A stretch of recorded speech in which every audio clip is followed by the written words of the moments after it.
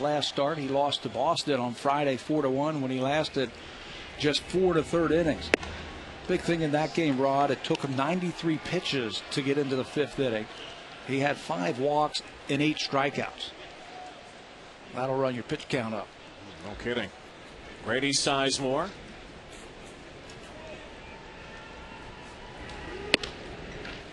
Home plate umpire tonight is C.B. Buckner. 2 balls to Sizemore. Mike Everett, Brian Gorman, Jerry Davis, the crew chief, down at third base tonight. The men in black around the horn. 2-0 pitch. Ricky Romero struggling with the command out of the chute here tonight. Since being activated from the disabled list back on June the 23rd, Grady Sizemore has been usually batting second. They wanted to get a little bit more power in the middle of the lineup, so that didn't work. They moved him back to the leadoff spot, and he works a 4-pitch walk from Ricky Romero. Here's the scouting report for the young left-hander. He needs to stay in his lanes, and that means he's got to get his momentum going towards home. If we see him drifting to either side of the mound, that's when Brad Arnsberg's going to go out and talk to him. The K's are coming. 8 of them his last time out, 77 on the season. He needs to have better control. 15 base on balls his last 4 starts, covering 26 2/3 innings. And again, a 4-pitch walk to Sizemore to open this game. Shortstop, Cabrera.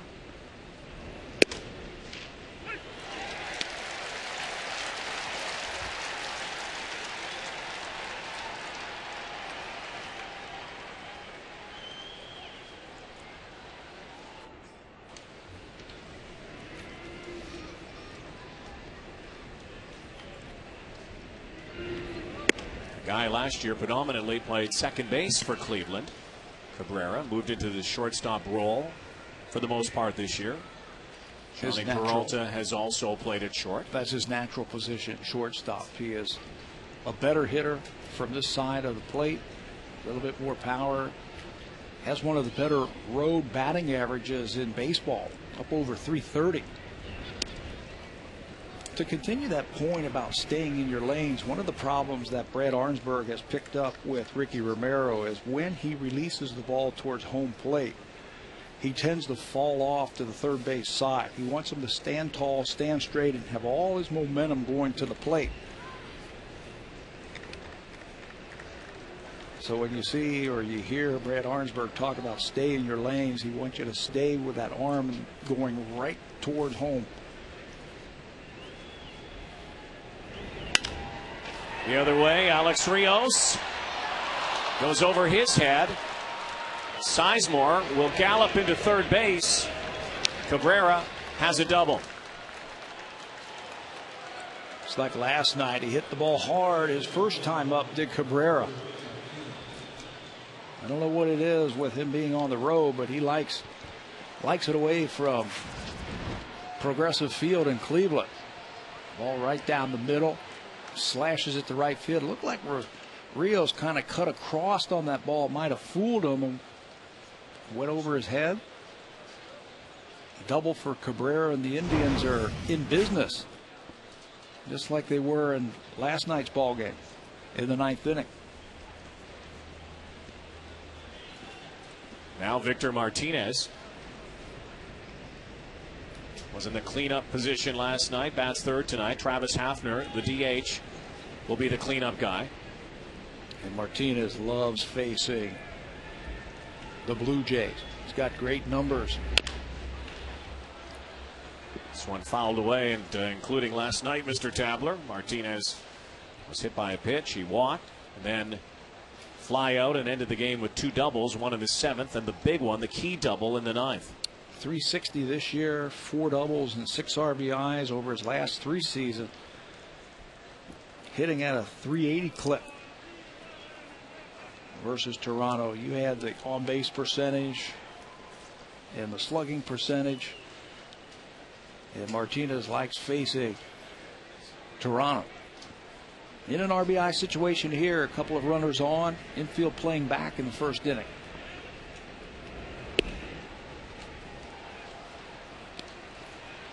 Blue Jays got in a few jams last night, at least Brett Cecil did.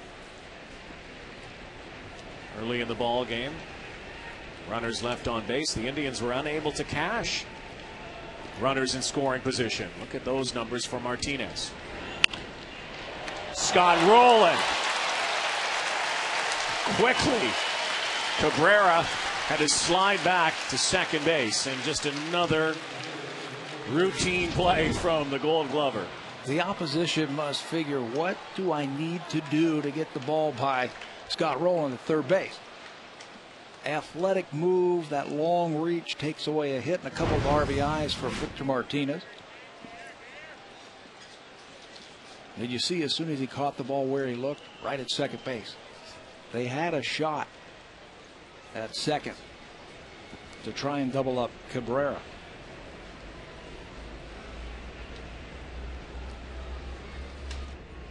Now Travis Hafner. He of the prodigious power. 9 home runs this year, 22 RBIs. Coming off an off year for him, and again bothered by a bum shoulder.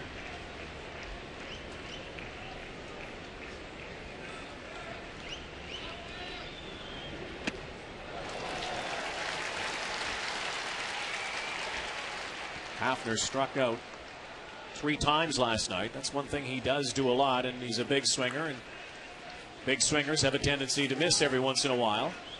That's what the Cleveland Indians do a lot of. 720 strikeouts coming into this game.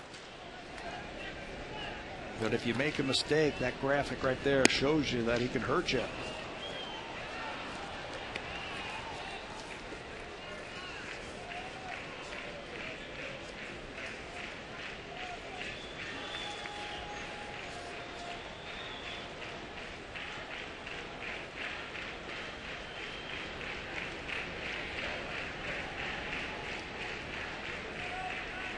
Chavez behind the plate tonight for the Blue Jays. Romero shaking him off. 3 balls and a strike. A hitter's count here for Travis Hafner.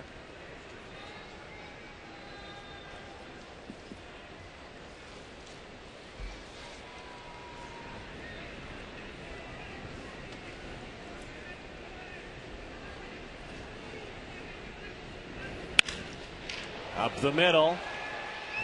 Have to give up the run here. 1-0 Indians with 2 away now. Here's a defense for the Blue Jays tonight. A couple of changes. David DeLucci, who hasn't played in 5 days after a ball hit him in the foot, will get the start in left field with a right-hander on the mound. The usual suspects here, third to first, Roland Scudero, Hill, and Overbay. Raul Chavez with the start. And we'll catch Ricky Romero. Joni Peralta now, third baseman for the Tribe, a team that has really flatlined this season. A lot of talk before the season began about them contending in the AL Central, but they are cellar dwellers. Things just haven't worked out for them. Some of the trades that they were hoping would come through. They traded CC Sabathia last year. They were hoping that an Aaron Laffey would come out of their minor league system and help them. He has been hurt. Jake Westbrook has been on the DL all season long with an injured elbow. Fausto Carmona, who was penciled in as their number 2 starter heading into this year, has been in the minor leagues because he's just been awful. Just has struggled all season long. Anthony Reyes, who was their 5th starter, has been lost for the season. Rolling. Automatic. But Ricky Romero opening with a walk and then that double. 1-0 Cleveland.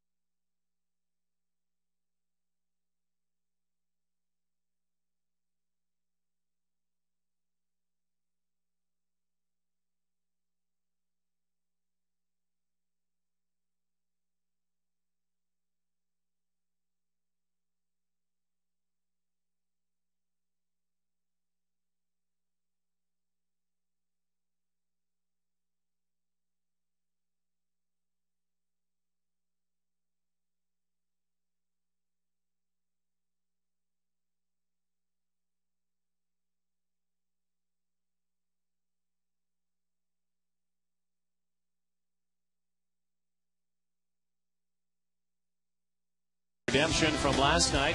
Heartbreaking loss in the 9th inning. Record at home now 27-20. Beginning the night 10.5 games back of East Division leading New York. Yankees overtaking Boston last night. Aaron Hill has been good against the Indians. Adam Lind in the lineup tonight. A DH, Scott Rowland. Home run last night. Put the Blue Jays on the board. Lyle Overbay, Vernon Wells, Alex Rios, David DeLucci, Raul Chavez behind the plate. Carl Pavano makes his 19th start and tries for his 3rd straight victory. He pitched 8 solid innings his last time out, allowing just 2 runs, striking out 6 as the Tribe beat Detroit 5-4. In his career, he's made 7 starts against the Blue Jays with a record of 2-3.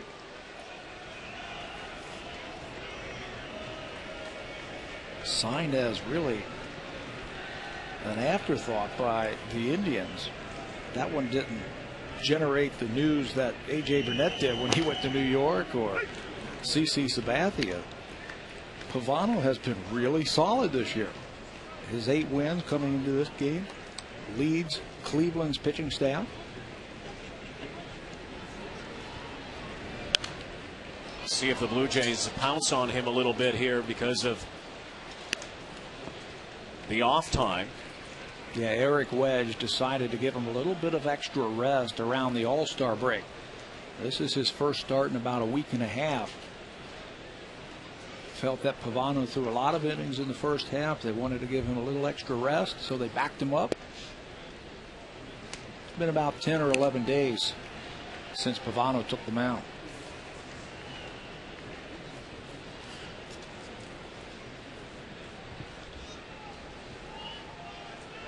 Ball and 2 strikes to Marco Scutaro.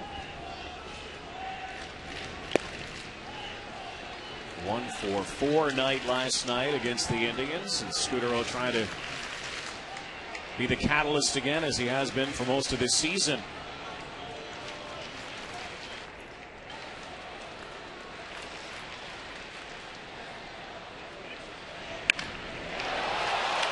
Liner out to Sizemore. He's so good at tracking balls. Gets that one into his glove.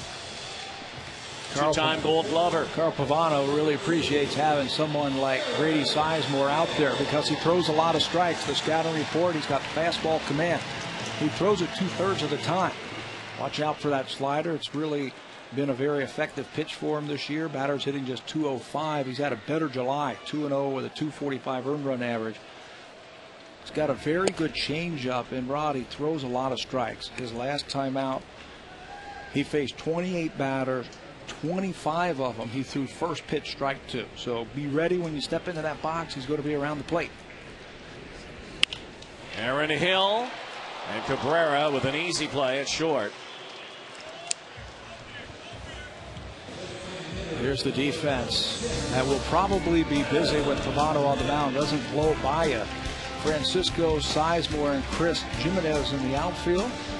Johnny Peralta and Cabrera will man the left side. They were very good in last night's game. Luis Valbuena and Ryan Garco get the start on the right side tonight. Victor Martinez, who was at first base in last night's ball game, will now catch. Adam Lind, who had the night off last night.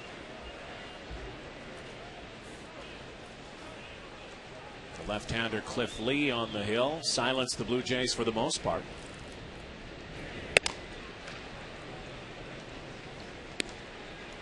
He got stronger and stronger as the game went along. Did Cliff Lee. You're probably going to see about the same thing tonight from Carl Pavano, but from the right side.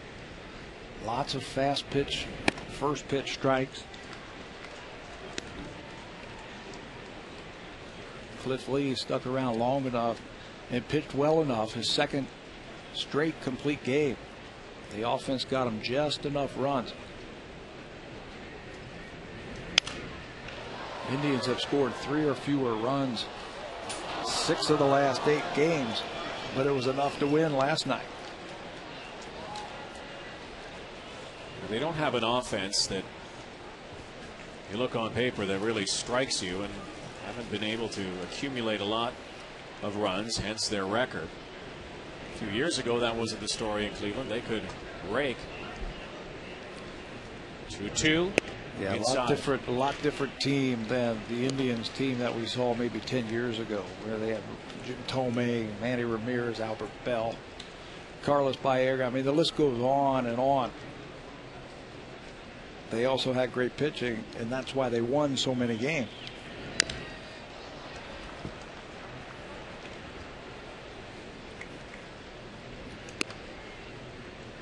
Blue Jay team that has hit the ball this season. Last year, known for its pitching, not known for its offense. More offense than pitching this year, mostly because of injury, of course.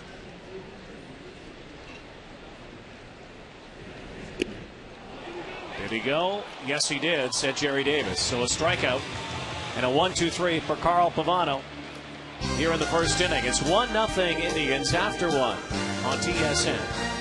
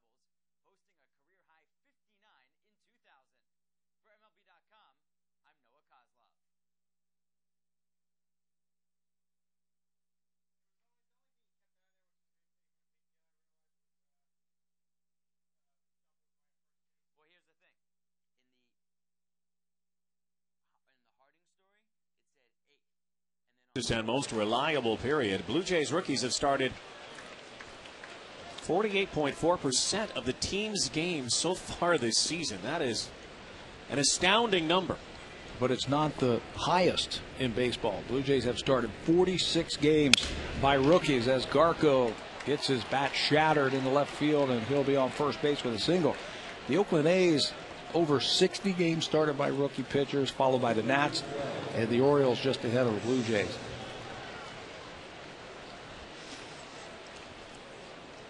Incredible when you think about it, but really not a surprise with the injuries. What's significant about those other three teams? Yes, I do.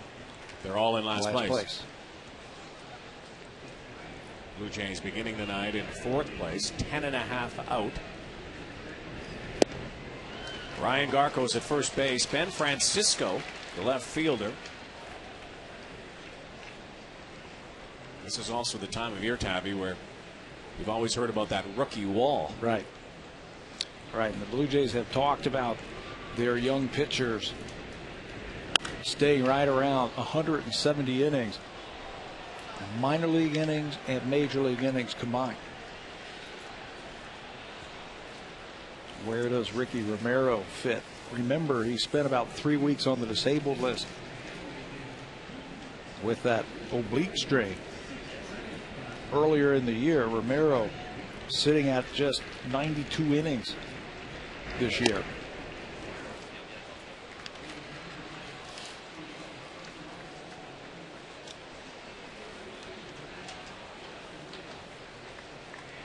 Something that a lot of these kids have never had to go through before. Well, there's a big difference between major league innings and minor league innings. Minor leaguers, you might face 2, 3 really good hitters. As you go through the lineup, the rest of them, you can get them out. Big leagues, 1 through 9, every pitch has a purpose. Every pitch is maximum effort. And the advanced scouting that's at the major league level, where other teams are getting more video on these rookies. They're all watching. You get around the league a couple of times, they see you, they know what you have. This is the Indians' first shot at Ricky Romero. They've never faced him before, but believe me, they've watched plenty of film on him.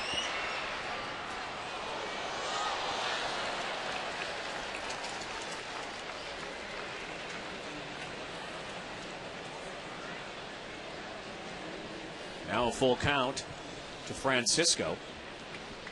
Nobody out here in the second. 1-0 Tribe. And Ricky Romero just doesn't seem to be with his A game here so far tonight.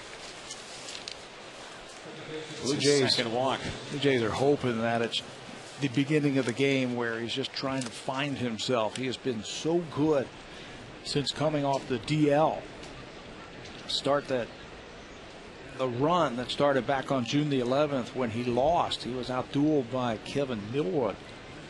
Lost that game 1-0, and then pitched very well against Philadelphia. Ripped off 4 straight wins. Pitched exceptional ball. A no decision and a loss. Close. Look at Garco.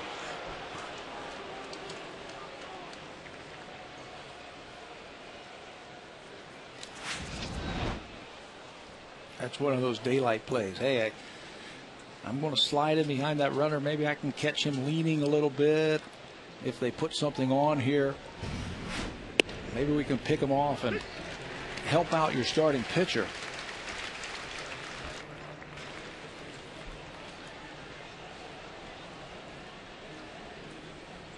Don't know why the Indians would even think about bunting here. They know that Romero is struggling with his control. Why give them an out? There are different ways to move that runner along. Should be 2 here. Scudero, Hill. Garco ends up at third, reducing Valbuena into the double play. And the Jays are happy they didn't bunt. Double play was big last night for Brett Cecil to get him out of a big inning. Scudero and Hill together, they are getting better and better at turning the double play. That's a big one right there. Number 9 hitter tonight, right fielder Chris Jimenez. Garco 90 feet away.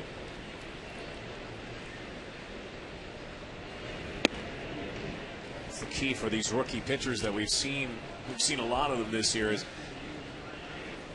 trying to get out of the early inning stuff where it's not quite there, and trying to get over that hump, just settle in. And I think they've learned that from being around a guy like Roy Halladay. If you make 30 starts a year, you might take your best stuff to the mound 3 or 4 times. It's those other starts.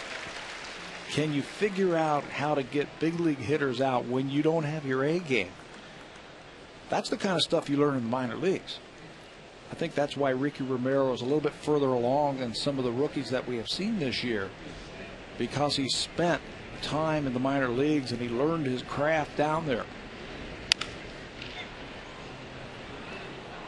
Fouled away. Well, he certainly has put together a great rookie year. He has the wins, but he also has the earned run average, which is number 1 of all the rookie pitchers this year. Jeff Neiman from Tampa had a good game last night. Ferguson's going tonight. Josh Outman, the best pitcher's name in baseball. Like that. 4th on that list. Ground ball, Scudero to Overbay, and that's it. Garco stranded at third. Romero gets out of it. Blue Jays come to bat for the bottom of the second.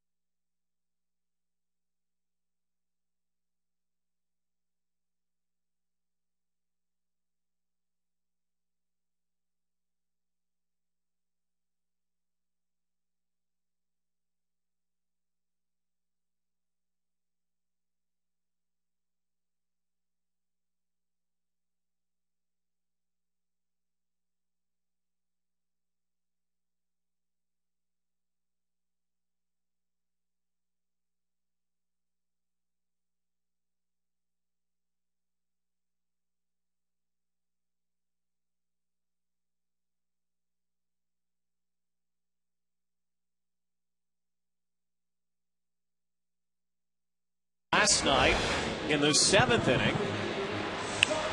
First pitch hitting from Cliff Lee. We were talking off air. How many times have we seen Scott Rowland hit a home run right there this year? That's his spot. That is his spot. Scott's spot. And, you know, probably a few years ago, the hit chart might have had a few more home runs on it in a season. He now has 7, but probably a little more to left field. Holding the ball just a little bit more down the line. Right now, as you watch Scott Rowland do his thing, he really keeps that front shoulder in there. He tracks the ball a long way. You can see he is using gap-to-gap mentality at the plate. That's why you see a lot of balls to right center and left center field. Higher average, home runs are down. He still has 27 doubles this year.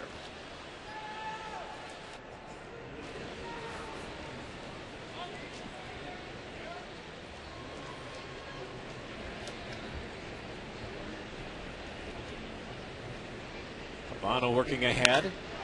Rowland tags one out to center field, and Sizemore is under it. There it is again. Out in that area of the ballpark.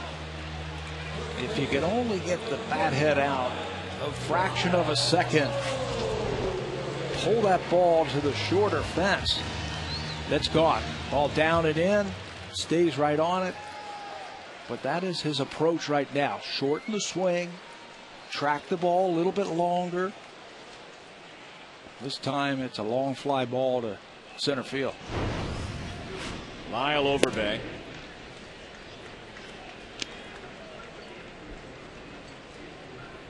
Oh for 4 night last night for Overbay. One of those nights as a ball player. You've been down that road before, you know. You have them. And really regretted the throwing miscue later, something we don't see often from Lyle Overbay. Yeah, just his 2nd error of the season. Overbay is such a good fielder, and he's got such a good arm. I have no problem with him being aggressive there. If he makes a good throw, the game is going to probably be different. Afterwards, owned up, said, my bad. Sure. Hey, you know, let's get him tomorrow.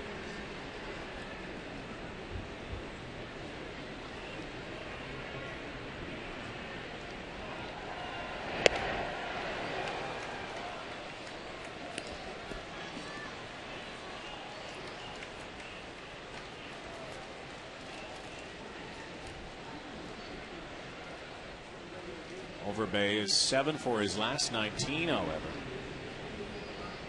Last 5 games, 3 doubles. And is my imagination, or is that a tiny strike zone tonight? CB Buckner is known for having a very tight strike zone. Pavano tries to paint the outside corner. It's outside. But Overbay goes down on strikes. Now Vernon Wells. So we take a look at strike 3.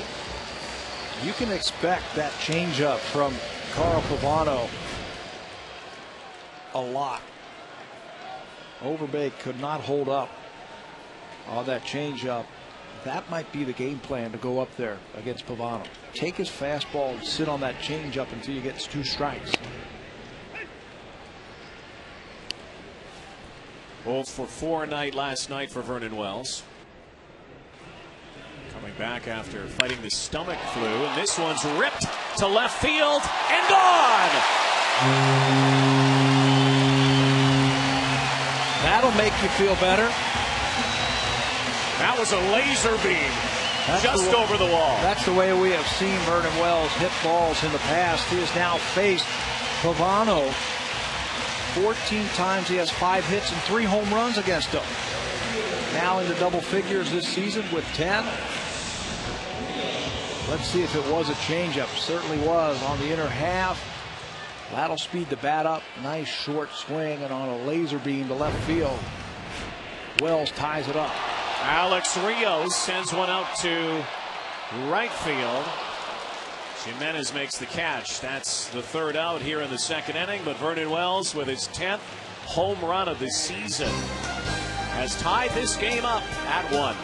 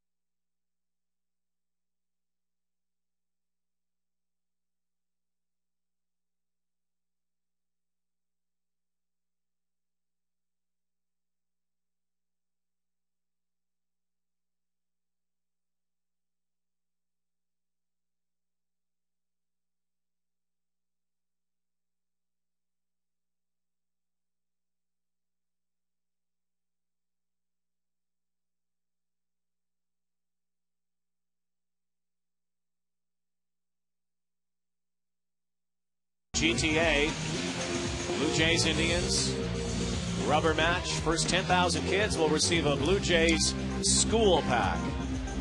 See you at the ballpark tomorrow. 1-1. We head to the third inning here tonight. Back to the top of the order for Cleveland. Grady Sizemore to face Ricky Romero.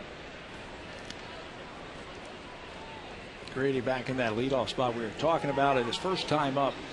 Eric Wedge says Grady is more comfortable at the top of the lineup. It is his best position. And he has been very good as a leadoff batter. He has scored 100 runs or more 4 straight seasons. Don't know if he's going to get there this year. He just has 45. Spent so much time on the disabled list. 2006, he had 134 runs scored. And that led the American League. This is a guy who was a former Montreal Expo draft pick and then came over in one of the big trades in baseball back in 2002 for the big fish who was around at that time, Bartolo Colon. Grady was just an A-ball player at the time, playing in the Florida State League. But the good scouts that the Indians had at the time, they went out, they saw him, they really liked what they saw. They knew that he was going to spend a few years in the minor leagues before he got up to the big league. But they found him playing an A-ball. And now he is a main cog of this team. Gold Glove center fielder. A leadoff hitter with power.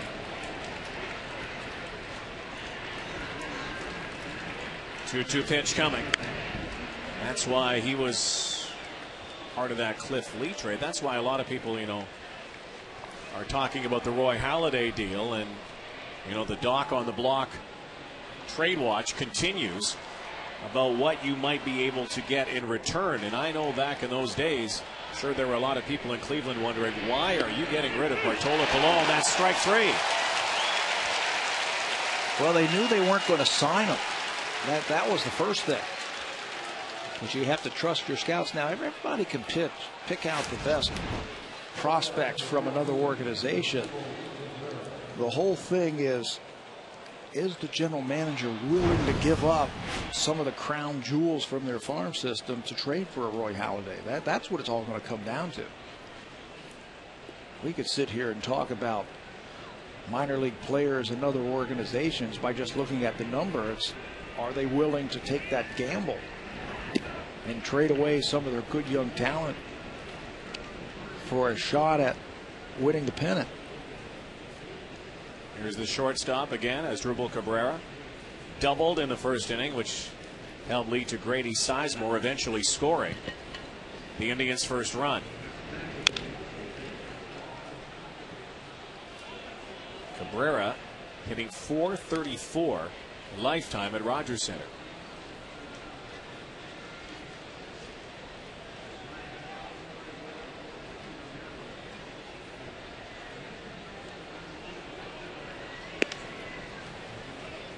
Some players just ballparks suit their eye. And I'm sure you had a favorite place to hit in, or your numbers were impressive somewhere. I know where I like to go. I loved hitting in Boston once I learned how to hit there. Couldn't tell you what the numbers are because that green monster is just right there. You can see it out of the corner of your eye.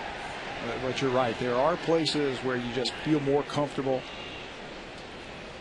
Little sting job right there for Cabrera. When you hit a ball off the end of the bat, that right finger, which is the top hand, will go numb. Alex Rios, for instance, Yankee Stadium. Oh, kills it at Yankee Stadium. 3-1. Chavez couldn't hang on. Joe Carter used to rake in Boston. Yeah. He was always good for 1, 2, 3 home runs every series. Carlos Delgado in Texas. In Texas.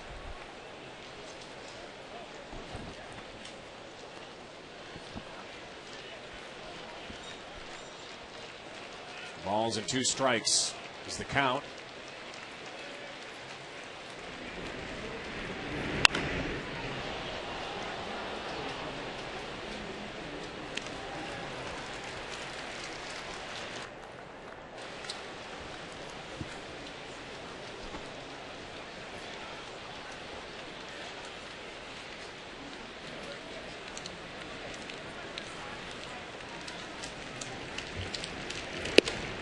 Trying to paint the outside corner. Works him to a full count once again.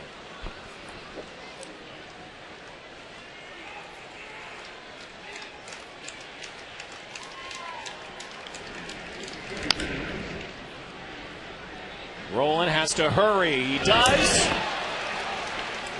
And it didn't matter. Foul ball. Ball was called foul by the third base umpire tonight, Jerry Davis. It's his call once it goes by the bag. Before that is the home plate umpire's call. Roland has to deal with that bag. You can see it goes over it. Right away, Jerry Davis signals foul ball. It's a close call. Right there, though. That is a hard call, I think, for a base umpire, a corner base umpire, telling if a ball goes over the bag, fair or foul.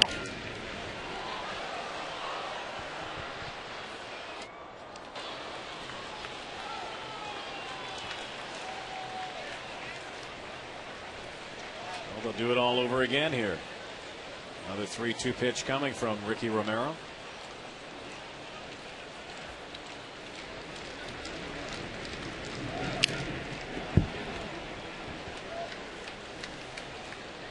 This is starting to look a lot like that at bat we were talking about in the first inning. In Ricky Romero's last start, he had a 12-pitch at bat to Dustin Pedroia in the 5th inning, and after that, it just looked like it zapped his strength. He walked the next 2 batters. David Ortiz hit a double, and Ricky's day was over. Good at bat so far right now with Cabrera. And there's another foul ball. It's like can't sneak anything by this guy right now. Well, he's throwing him fastballs. He doesn't want to walk them and have to face Martinez and Hafner, the 3 and 4 hitter. So he's challenging him with fastballs. Does he feel confident enough to throw something off speed here to try and get Cabrera? Another fastball and another foul. Cabrera has 2 home runs, 36 RBIs.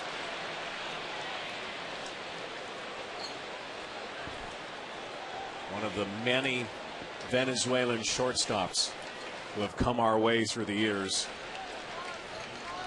There's number 13 for another great one, Dave Concepcion. And he lost him, tried the breaking pitch, and was outside. Yeah, see, that's what he didn't want to do. That's why he threw 4 or 5 straight fastballs that were fouled off by Cabrera. And had him fooled on a breaking ball. Cabrera gave up on it. but it's called high and away by Buckner. And now he has to face Martinez with a runner on.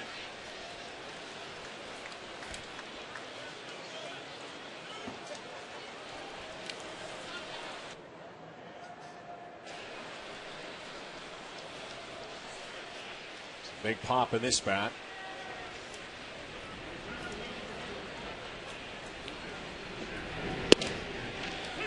And the bat is alive again this year. Victor Martinez had 25 home runs in 2007, only 2 last year. Only played in 73 games. Had an elbow surgery and a hamstring problem, but back on pace again. 14 round trippers. Right, he's just a good hitter. He was hitting over 400 about a month ago. Checked that about 6 weeks ago, and has gone into a massive slump. Now Eric Wedge, his manager, feels that there are certain signs that he is showing to get out of his slump. Swinging at strikes, and even his outs have been hard. Last time up, he lined out the Scott Rowland with a couple of runners on. Went after a high one here. Hill quickly to Scutaro. Can't make the play over to first on the hard slide by Cabrera.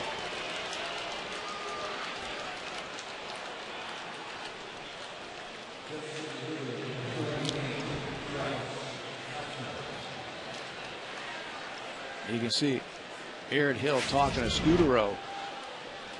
That's a play for a youngster. Do you underhand this ball, or do you pivot and throw it a little bit harder? That time with the underhand throw, kind of threw the timing off with Scutaro. Watch him as he gets to the bag, and now he's got to find the ball, and here's the runner.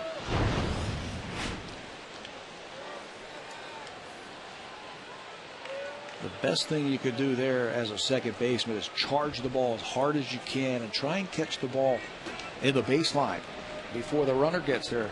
Maybe you can tag the runner and finish off the double play.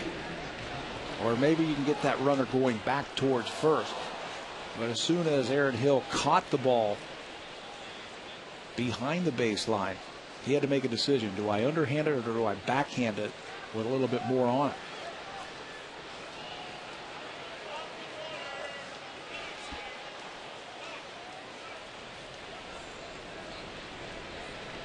One strike to Hafner. Grounded out back in the first inning.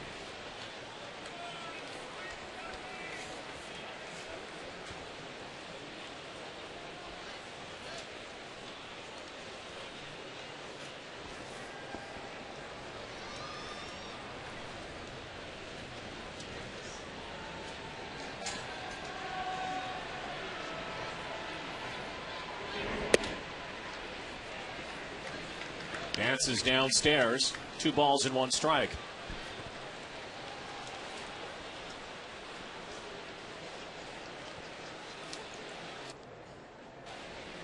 Kind of like Scott Rowland, what he went through. Travis Hafner has also battled shoulder problems and has had to bat through it. You almost have to reinvent yourself when you've got shoulder problems and you can't get the head out. Check swing. Hill will make the play, and that's it for the Indians here in the top half of the 3rd inning. David DeLucci will lead off when we come back to Rogers Center in a 1-1 game.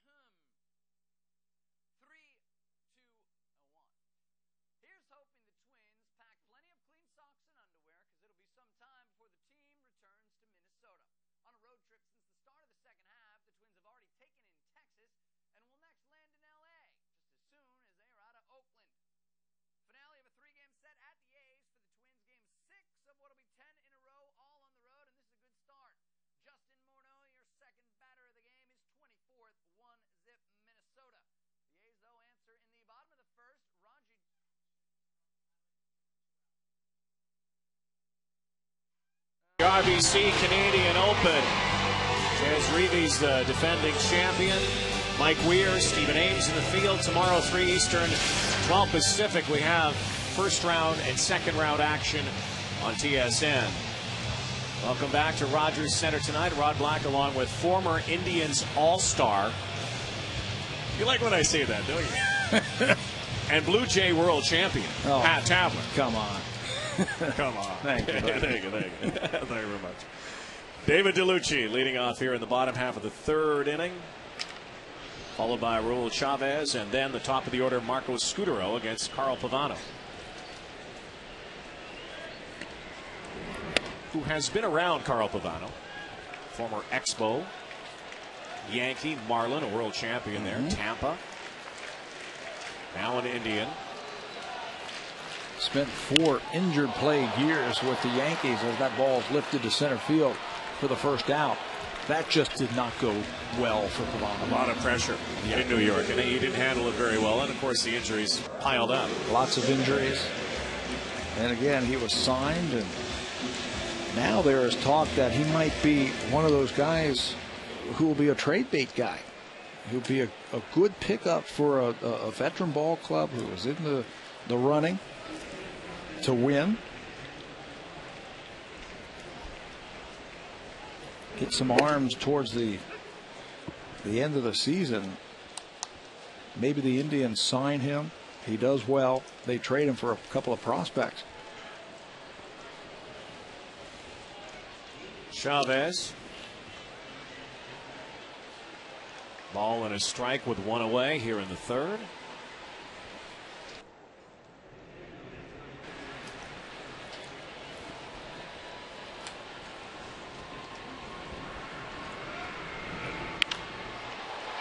High fly ball towering. Francisco under it. Out number 2. You look at some of the numbers for Pavano, and he was very good in 2004.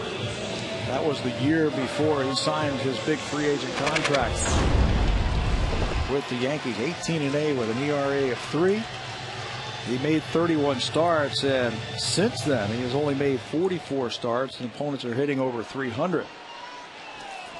In June, it looked like he hit a wall.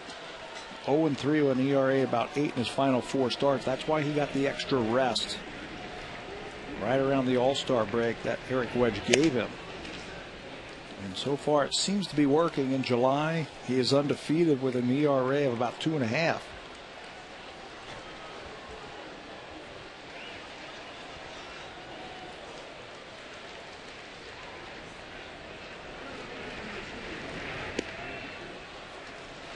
All the trade talk, 9 days till the deadline. A lot of fish out there. Biggest fish is Roy Halladay. It seems every year there's one big name. CC Sabathia last year. You know what there also is towards the trade deadline? Is a totally unexpected trade. A guy you never would dream about getting traded. That happened back in '92. When turned on the radio and found out that David Cone was now pitching for the Toronto Blue Jays. Where did that one come from? I've often heard the story that when a lot of the teammates, you might recount this, heard that David Cone was a Blue Jay, they said, guess what? We just won the World Series. In August. Same thing happened the next year when Ricky Henderson came out of nowhere and was traded here. Liner. And a nice catch. Chris Jimenez with a WEM gem here tonight. Out in right field. 3 innings down here. 1-1 to score.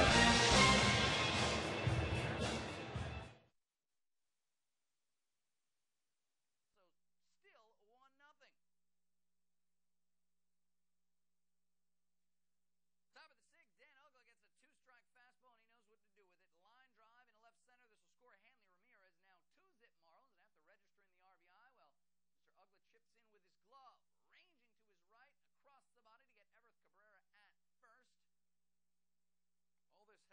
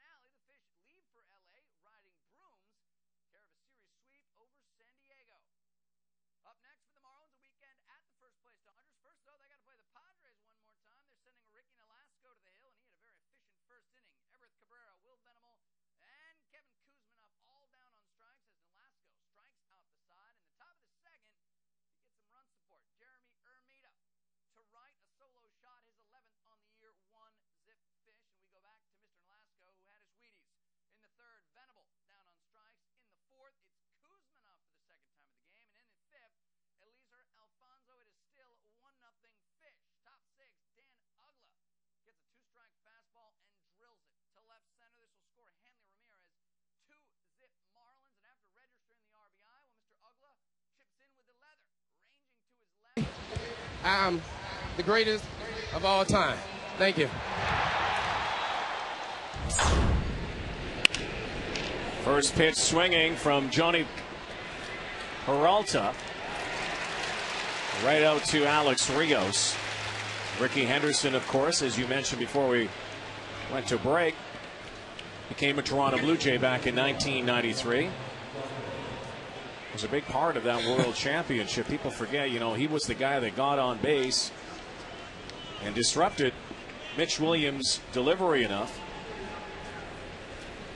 Maybe Joe gets an extra fastball. Yeah.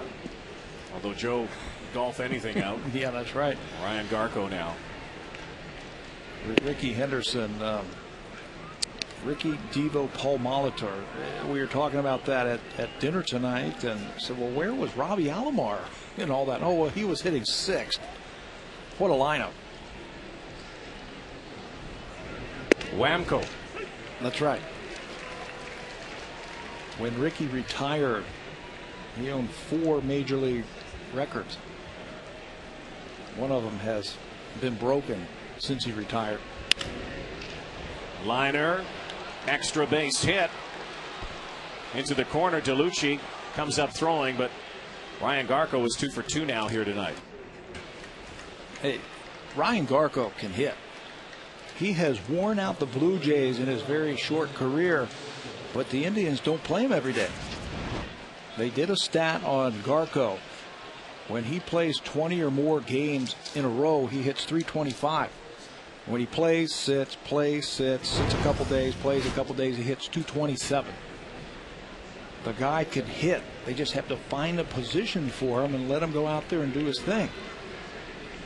Ben Francisco, and probably like a lot of major leaguers, that's the way.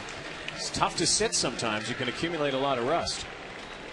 We had a lefty last night starting for the Indians, or excuse me, for the Blue Jays, and the Indians did not start Ryan Garco. Came up with a big hit, though. Got that 9th inning started with an infield single. 2 more hits tonight.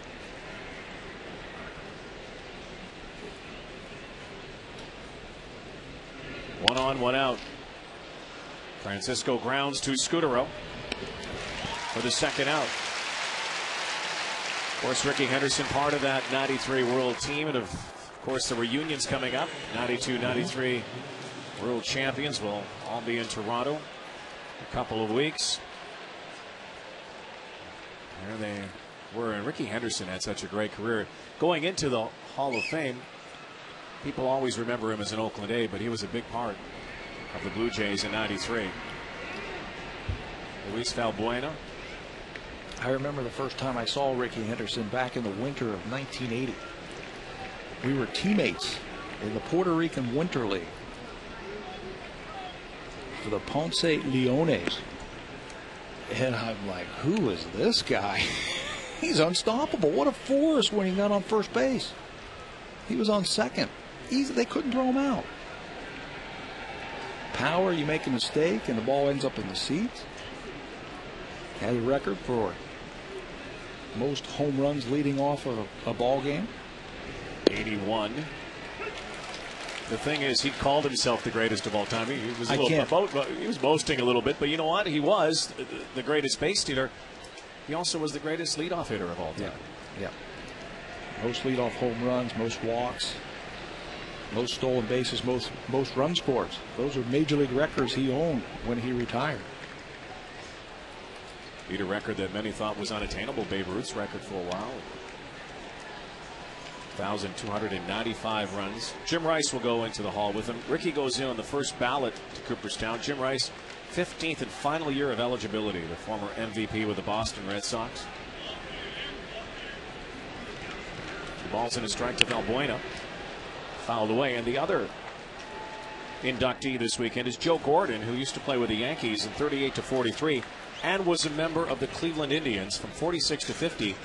Was instrumental in the Indians winning their last World Championship, 1948. It's been a long time. Not as long as the Chicago Cubs, but it's been a long time.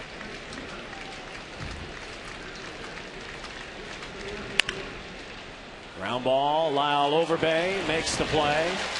That's it for the Indians. Garco stranded at second. Aaron Hill to lead off when we come back to Toronto.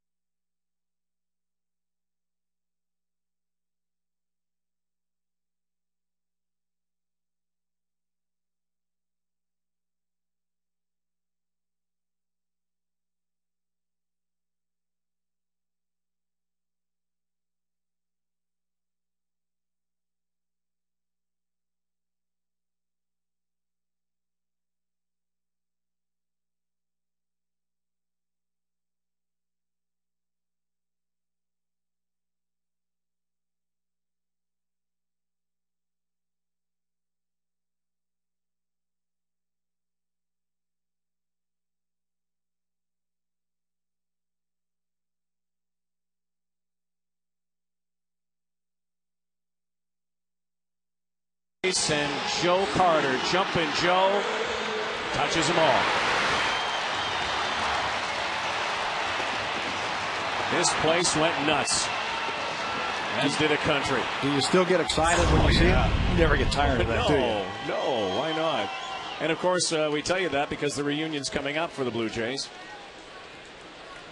Almost everybody's going to be in town from both World Championships. Fourth inning, Aaron Hill swings and misses on the first pitch from Carl Pavano. I know you're getting amped up about that reunion. The golf? No. Yeah, I get to see some of the guys I have not seen for years. Aaron Hill tags one. Bye-bye baseball. Bye-bye.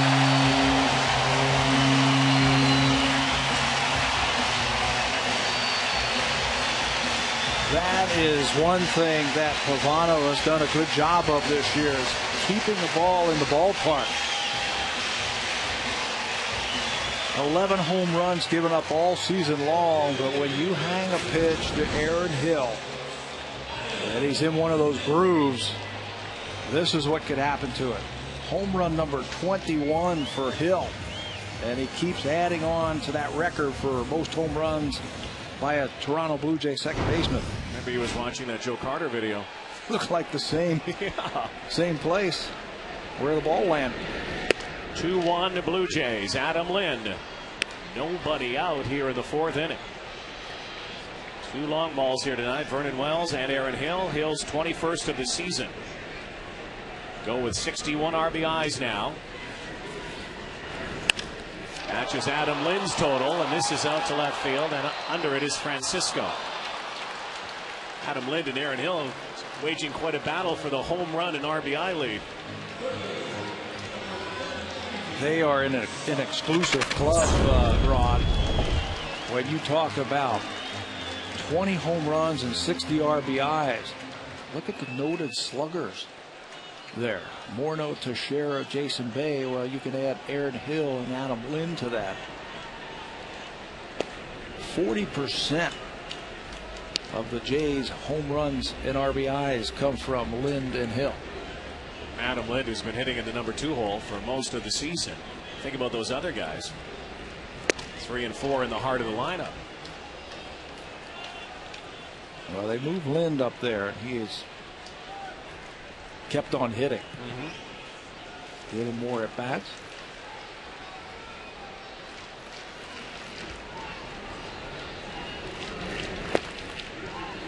Two of the young guys that this team now looking as cornerstones of this franchise.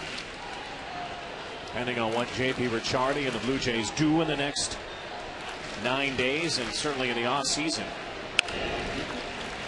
Rolen fouls it away. Scott Rolen is a free agent after this year. He's in the last year of his contract. Last year being 2010 is the last year of his contract, so one more year. But you know, the Blue Jays are also going to be thinking about taking some money off the books.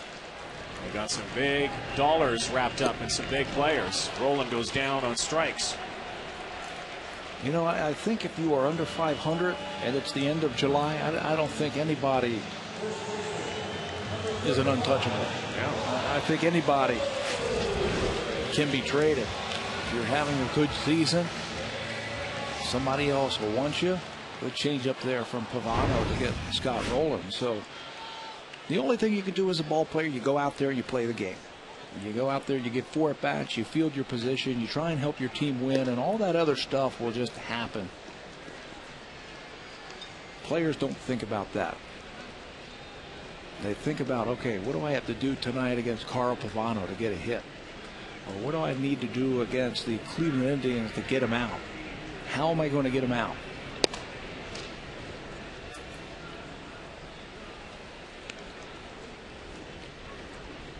Lyle Overbay struck out back in the second inning.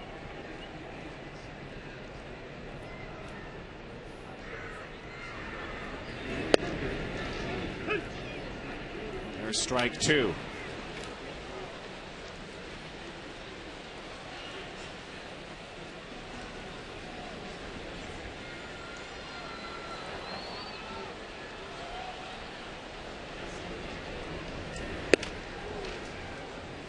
Conversely to what you say, the players can only, play the game, but anybody can be traded or dealt, as George Herman Ruth found out.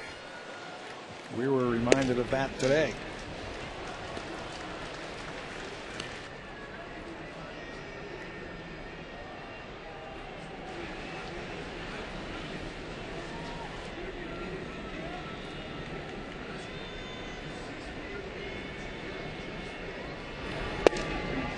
Overbay draws a walk. Pavano's not happy. 2 outs, 1 on. 1-run lead for the Blue Jays, and Vernon Wells, who homered off of Pavano back in the second inning. Yeah, I think that's why Pavano was so upset. He was ahead of Overbay and then missed 3 straight times, ended up walking him, and he has to face Wells, who has 3 career home runs against him.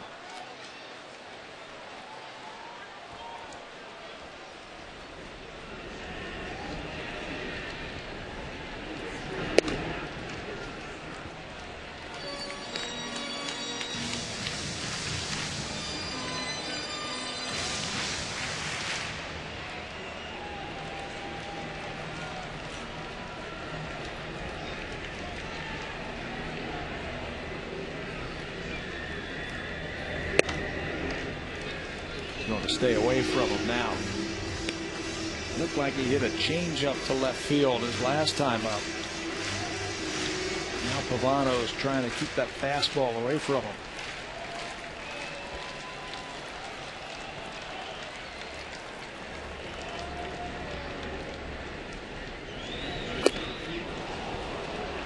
Swings over top. That breaking pitch.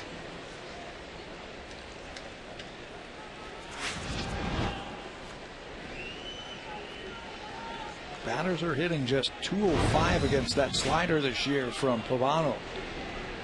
Not going to give in to Vernon Wells. Rolls it over. Peralta makes the play at second. But Aaron Hill, with his 21st home run of the season, has given the Blue Jays a 1-run lead. Bingo. 2-1 Blue Jays. Through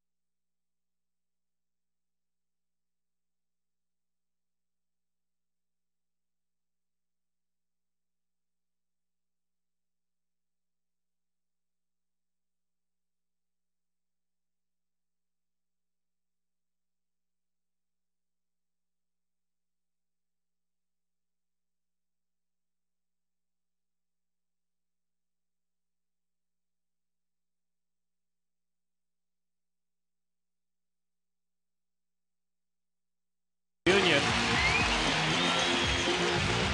All the alumni honored. There'll be autograph sessions Friday, August 7th. It's a whole weekend celebration, but be here. It's going to be awesome. Chris Jimenez leads off here against Ricky Romero. 2-1 Blue Jays now.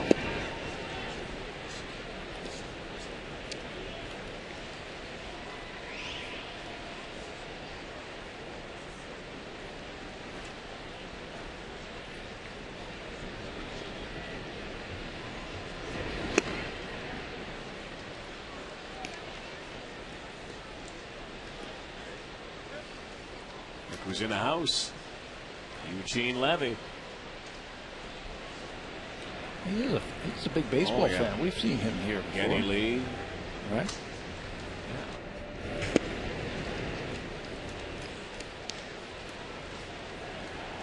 You don't want to walk the number 9 guy. Grady Sizemore right after him. This is how the first inning started. 4-pitch walk to Sizemore. There you go.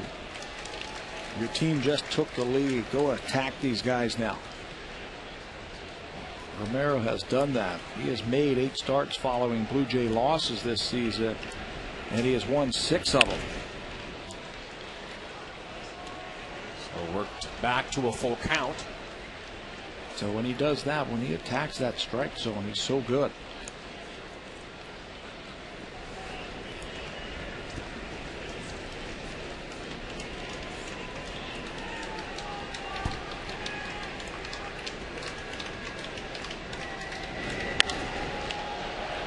Up for the right field seats, first row, and unable to get there is Lyle Overbay.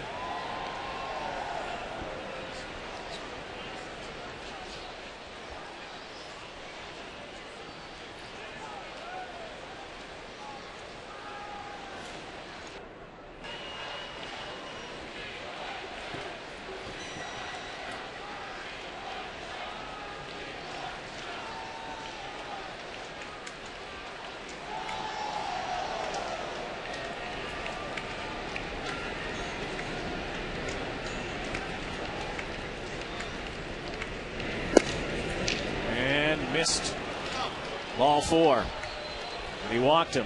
3-0, had him 3-2, and Jimenez is at first base. Yeah, it looked like he came all the way back and got him.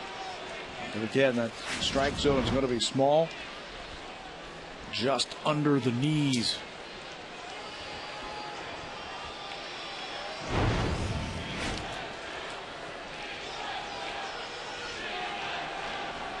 Grady Sizemore, top of the order for the Indians.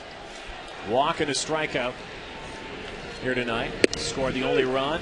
Chavez goes down to first base. Mike Everett, the first base umpire, signals safe. Chavez, a very quick release and a good arm. And he comes out here and he practices that. You don't just do that without getting out here and working on it.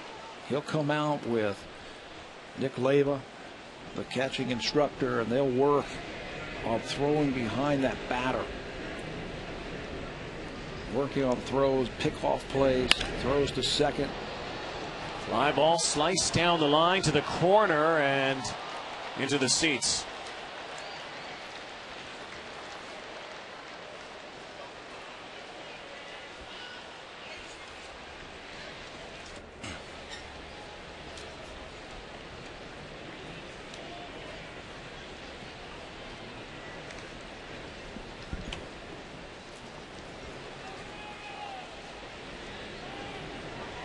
Ball and a strike to Sizemore.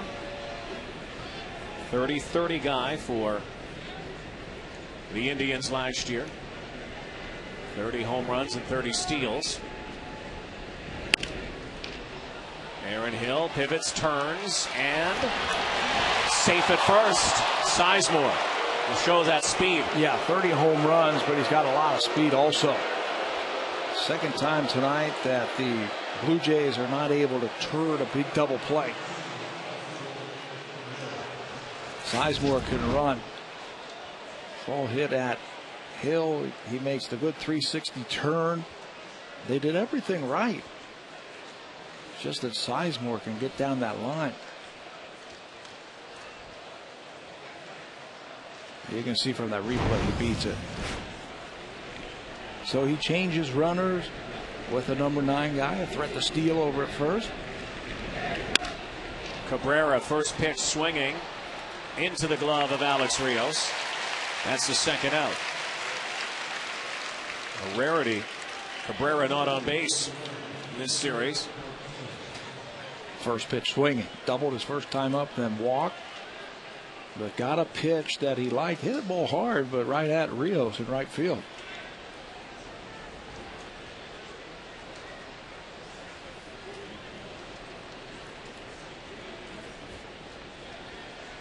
Victor Martinez. He joined us last night. Low scoring ball game until the 9th inning, and Martinez able to cash a couple of runs. Winning blow. Blue Jays could not hang on. Eke one out against the Tribe. You know, there was no place to put him with the bases loaded, and I think Victor Martinez sensed that. So he went up there hacking early. Got the game-winning hit.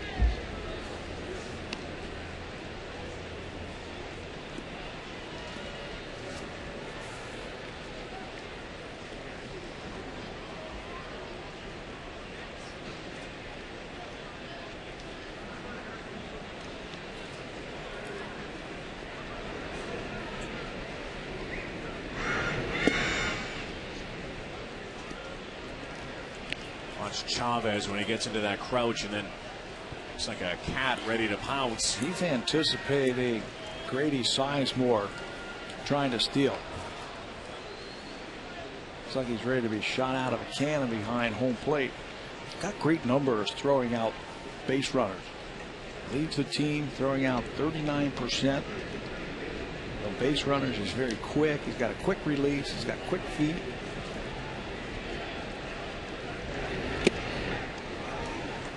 The guy they have to think about is at the plate.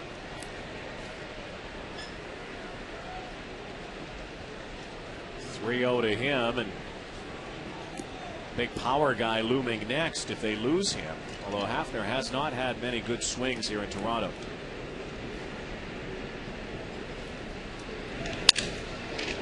Broken bat, little bloop, and now 2 on. One thing about Travis Hafner, you know, you may have as many bad swings. He's faced a lot of lefties here in this series, but you got a guy like that kind of talent, he's due to break out. He can hurt you if you make a mistake. You talked about the home runs that he had in his big seasons before he got hurt.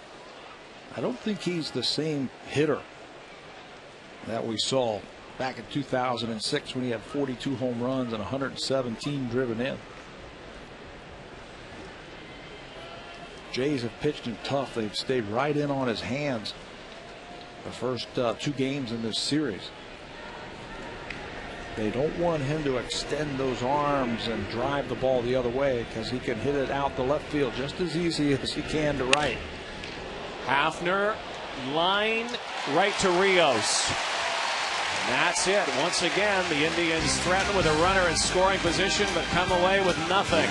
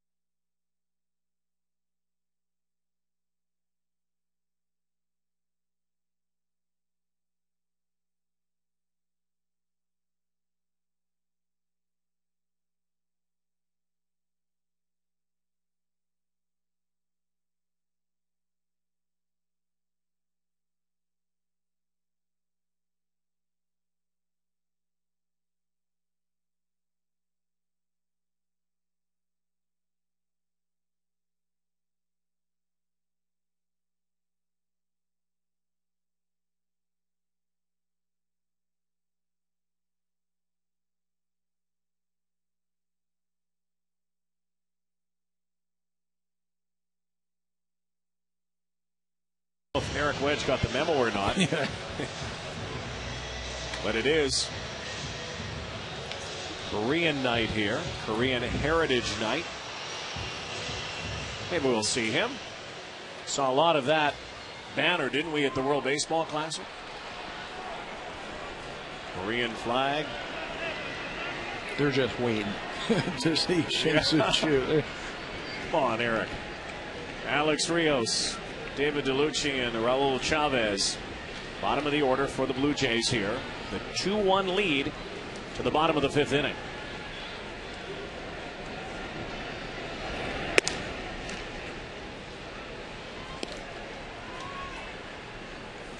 We were talking off air in between innings. Good time to get some of those add-on runs, because we don't want to see what we saw last night. You had a sense too last night, you know, the tap was dripping a little bit all game long, and Alex Rios crushes one. Watch it fly. Goodbye.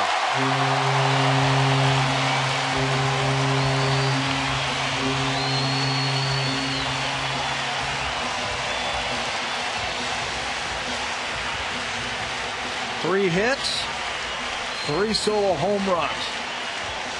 And the guys who have to pick it up, they know it. Yeah. No one has to tell Vernon Wells and Alex Rios about their power numbers this year. This one just had great sound right down the middle, right into his wheelhouse. Watch him lean on it. You just knew that that ball was gone. Well, there's an add-on for you. 2-run lead now.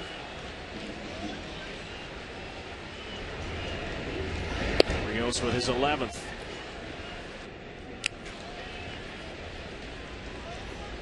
Right-handers have given Carl Pavano trouble this year. Overall hitters are hitting just under 300 coming into this game at 298, but righties at 318. It's usually the other way around. I believe it's because he's got a good changeup. He'll throw a lot of it to left-handers. Guy who was brought in as a role player, David DeLucci, former Oriole and Diamondback, Yankee, Ranger, Philly, and Cleveland Indian. They're released this year. And wouldn't it be nice to make a statement against your former team, maybe go deep against them? Has not had it working since coming here. No, it was 0 for 18 until he broke that, and just one hit. Weak grounder to the right side. Valbuena makes the play. So the Blue Jays lead off with home runs in the 4th inning and here in the 5th. And helping out Ricky Romero's cause considerably. Like Brett Cecil last night, kind of in trouble, out of trouble, makes the pitches when he has to, leaving runners on base, buckling down when runners are in scoring position. Just that scratch run in the 1st inning.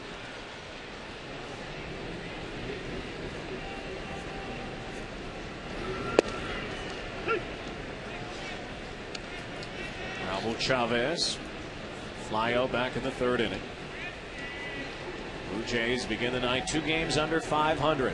Had a chance to pull even back to 500 last night. Looked like they had it in the palm of their hand. But that's baseball. Especially against a team who came into that game with the fewest come from behind wins of anybody in baseball. Just 16 for the Indians, now 17.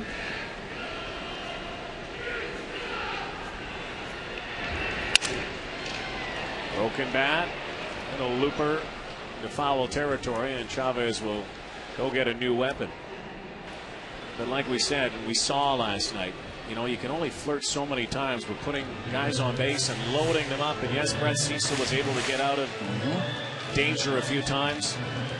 Doesn't matter what team, you keep doing that to somebody, they're going to come back and sting you. That's what happened.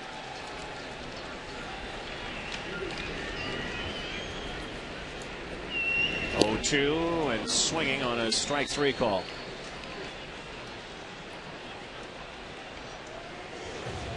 Back to the top of the order for the Blue Jays.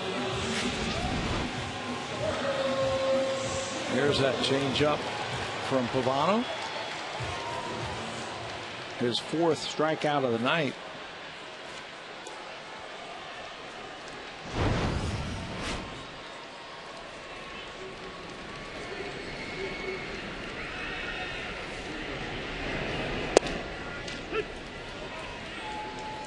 You know, Pavano, 3 mistakes really. That's it. 3 hits from Toronto, all home runs.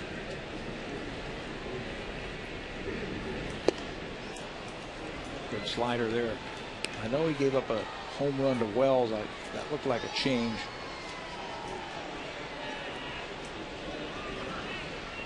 Got to get some of those guys on before you do that, right? He's been good, just 3 hits given up. He finds himself behind by 2. Scudero jam, but it's down the line, hooking in. Gone.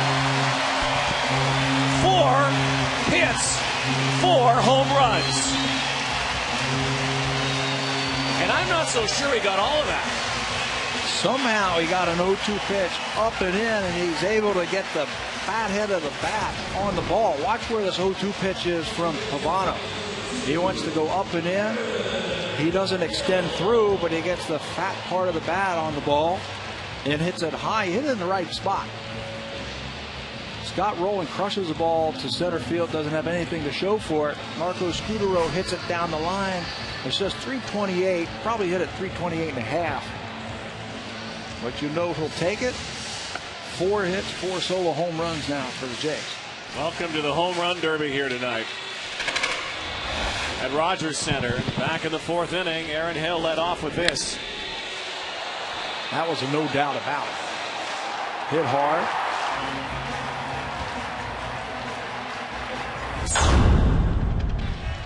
We talked about the need for add-on runs. The Blue Jays have added them on with some power here tonight. Ties the team high of 4 home runs in 1 game. Blue Jays did it against Minnesota early in the season. That's the game that Travis Snyder went deep twice. We saw Scudero at the beginning of the game clowning around, having some fun. Now loving that bat.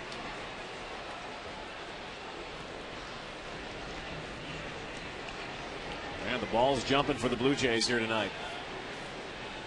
No doubt.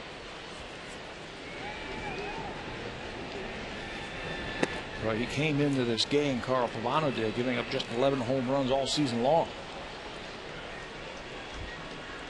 He has pitched to contact, kept the ball in the ballpark up until tonight.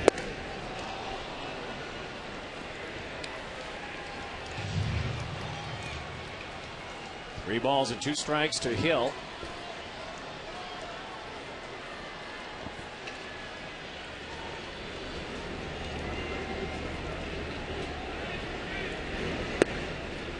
Now want to come down Main Street to Aaron Hill, so he walks him. Yeah, throwing some more sliders now.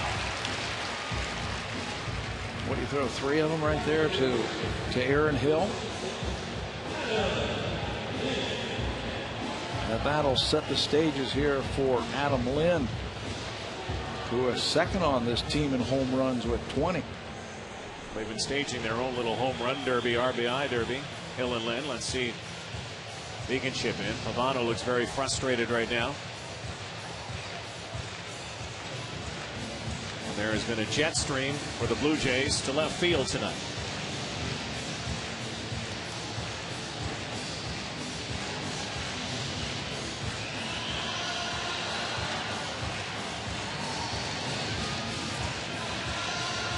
So here comes Lind.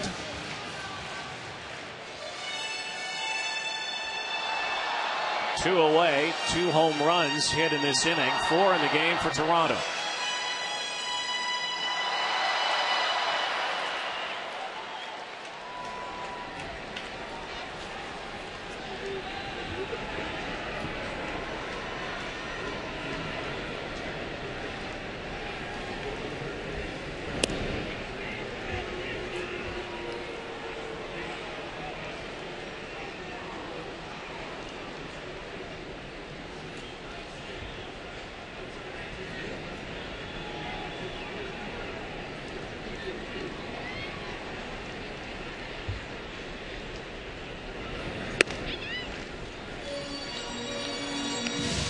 chance to chat with J.P. Ricciardi earlier today. Asked him about Travis Snyder, who's starting to swing the bat well in the minors as well. And of course, had the back problem. Said there's a good chance that Blue Jays will give him a call-up in the next few weeks. And I guess it all depends on what happens with Roy Halladay, too, and how this team shakes down.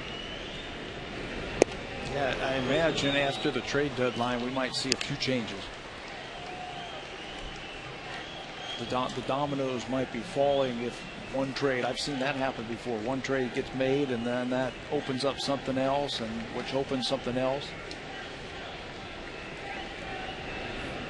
Like a lot of fans, we got to just sit back and just see what happens. Ball and a strike, lined into the gap. This will drop in for extra bases. Hill will sprint home. And some more insurance. And the Blue Jays score without hitting it out of the park. They do get a double, though. 25 straight games now for Toronto. 5 hits, 5 extra base hits, 5 RBIs on each one of them. Looked like an off-speed pitch. Lynn gets the head out and drives it to right field. Here's what made this play right here. Sizemore can't come up with it on the first bounce. If he does, I think he has a shot at keeping Aaron Hill at third base. When it glanced off his glove, bounced off that auxiliary scoreboard, Hill comes around and scores easily the 5th run. Scott Rowland just missed tagging one out earlier tonight. Fly ball to center field. Strikeout. Homered last night, of course. Still among the top 10 in the American League for batting average.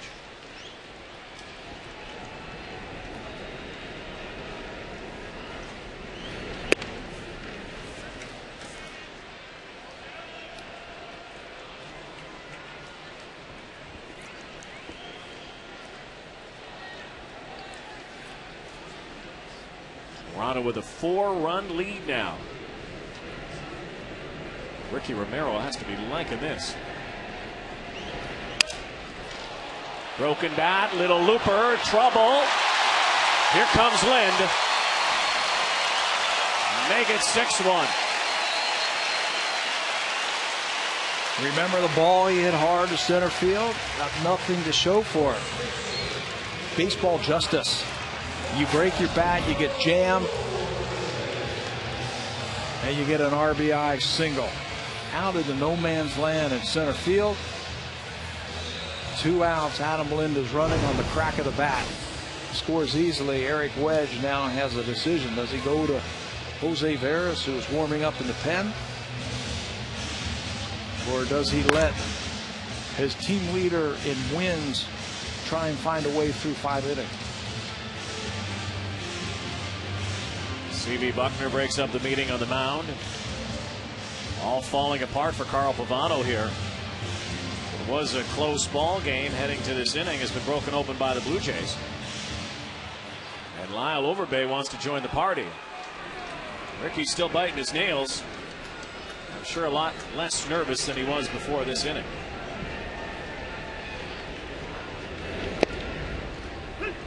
The Yankees won earlier today, 6-4 over Baltimore, so everybody trying to keep pace now in the AL East with the division leading Yanks.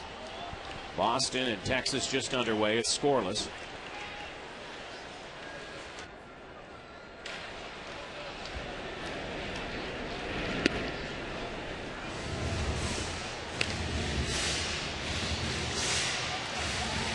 The Oakland A's crushed Minnesota earlier today. Another final 16-1. Justin Morneau had his 24th homer for the Twins, but that was their only run.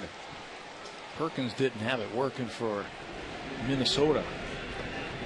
12 runs in the first 2 innings. Cubs beat the Phillies this afternoon, 10-5. Everybody talking about the Phillies, who of course lead the NL East, being the main suitors possibly with the Blue Jays for Roy Halladay.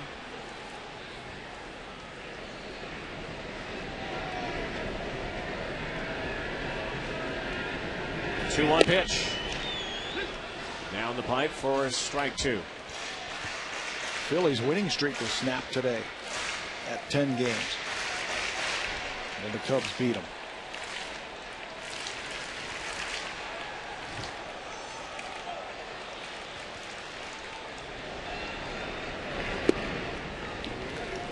I think those teams in the NL Central might also be in pursuit. Probably made a few calls to J.P. Ricciardi. Doc Halladay could be a determining factor in that race. So tight in the NL Central as always. Do they have the players? Yeah, exactly. The Cardinals. Do they want to give up their players? 3-2 pitch.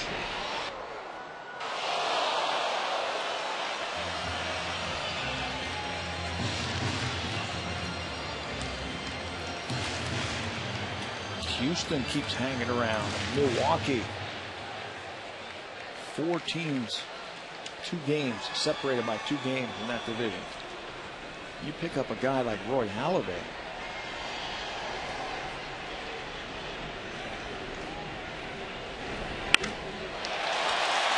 Drifted into the gap again. Rolling, rumbling around third. Here he comes to the plate. He's safe. And the Blue Jays blowing the lid off this place now. They got that count to 3-2. And that allowed Scott Rowland to get a nice little running start.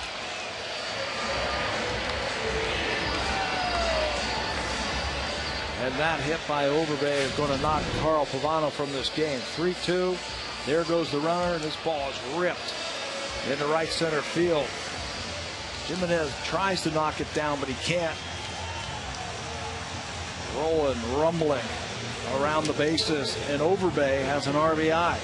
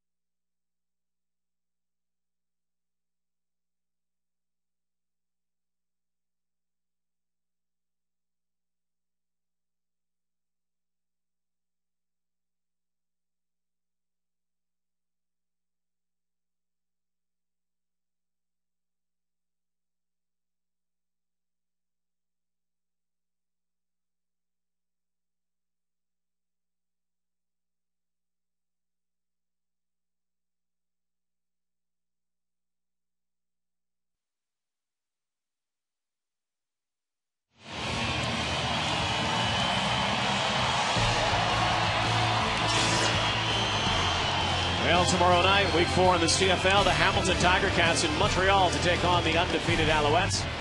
Cats have won 2 in a row, 7 Eastern, 4 Pacific. TSN home of the Ray Cup. Carl Pavano was out, victimized in a terrible 5th inning for him. The Blue Jays hitting it all over the ballpark and out of the ballpark. And now they go to their bullpen, Jose Veras. He was claimed from the Yankees, when the Yankees designated him for assignment. On June the 16th, acquired for a cash deal. They have had so much trouble in their bullpen in middle relief at the Cleveland Indians. Went out and got a veteran. Veras has a good arm. Good stuff. One of those guys that you say, how does this guy get hit, when you see the stuff that comes out of his arm. But now sits in middle relief for the Indians. Vernon Wells, the 9th batter, to come to the plate in this 5th inning. All started off with Alex Rios and his 11th home run and then 2 quick outs. Yeah. Home run, 2 quick outs. Looked like Pavano was going to come back and have a good inning, but then Scudero touched him for a home run, a walk, a double, a single, and another double, and that's it.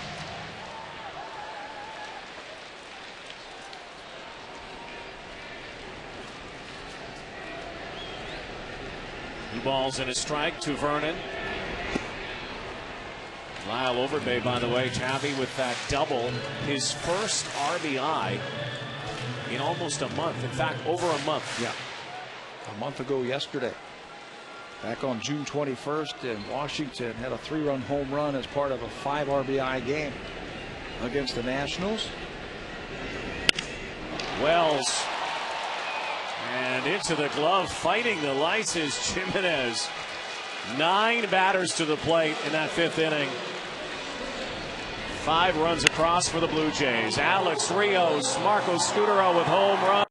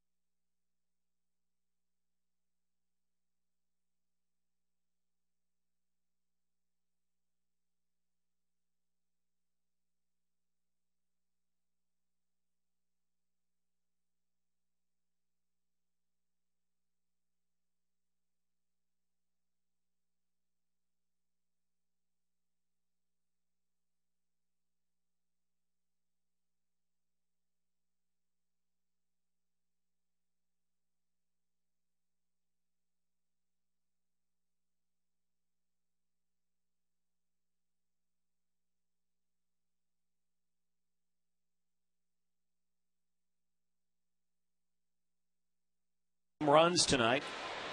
Carl Pavano gets spanked here. Johnny Peralta, Ryan Garco, and then Ben Francisco against Ricky Romero can exhale a little bit now. Doesn't have to be too fine. Go out there, attack that strike zone, make them hit their way on. The problem is the base on balls. Ricky has had a base on balls in 4 of his 5 innings tonight, and that is why his pitch count is creeping up towards 90, and we are just in the 6th inning. Ricky Romero, a guy, Cal State Fullerton, who wasn't even penciled in spring training to join the Blue Jays until late in camp. He has been a revelation. 2-1 pitch. And it was a chat from Brad Arnsberg, who said, hey, Ricky, you're only 6'1", pitch like you're 6'5". Be a bad dude out there. And he changed it. And he actually told the front office and J.P. Ricciardi, hey, give me a few days with this kid. Those were the best few days the Blue Jays gave Brad Arnsberg. Let me work on him. Let me work one-on-one with him. There's a good pitch there to pick up just his 2nd strikeout of the night. Strikes out Johnny Peralta. And if you want to talk about inspiration, this is a former teammate of Ricky Romero's, Johnny Wilhite, who was the lone survivor of that tragic Nick Adenhart crash early in the season. Wilhite survived the crash, which of course killed Adenhart and 2 others. The late Angels pitcher. There's a ground ball and a base hit by Ryan Garco, who's having a 3-for-3 night. But Wilhite is a former teammate of Ricky Romero, and Ricky Romero says he thinks about Johnny Wilhite almost every day. how is he not an inspiration? I mean, to go from nearly dying to where he's at now, it's pretty incredible, and it's something that I think about it every day. You know, I tell him I pray for you every day before every game. You know, and hopefully, you know, we get back to how you used to be. And you know, it's going to be a little tough road, but I know he'll get there. And he's a very strong guy, and he's always had that determination about him. And I have no doubt that he'll be back. Ricky Romero and Kurt Suzuki were teammates along with Johnny Wilhite at Cal State Fullerton. They're starting a foundation now. Right, and he wants to do something like that for him here in Toronto. He talks to him frequently, and he wants to do something. He's been talking with the Blue Jays about maybe having him come out here and throw out a first pitch, at least something like that here for the Jays. Ball and a strike to Ben Francisco. Raise awareness and help battle the dangers of drinking and driving, which really ultimately led to the death of Nick Adenhart. It's a tragic, tragic loss.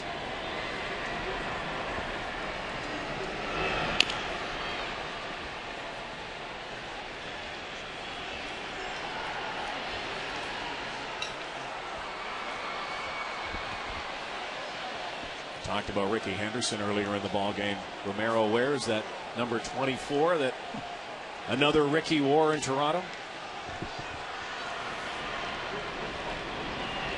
2-2 pitch. Breaking ball fouled away.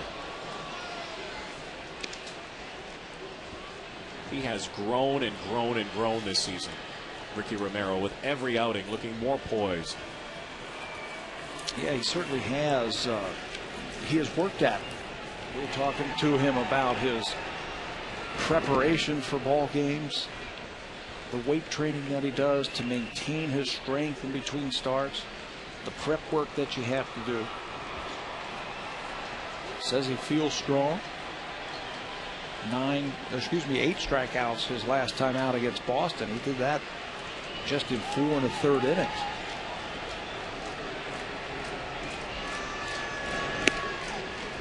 But he walks Francisco, so 2 on with 1 away here in the 6th inning. Yeah, he knows he's not where he's going to be in another year or so.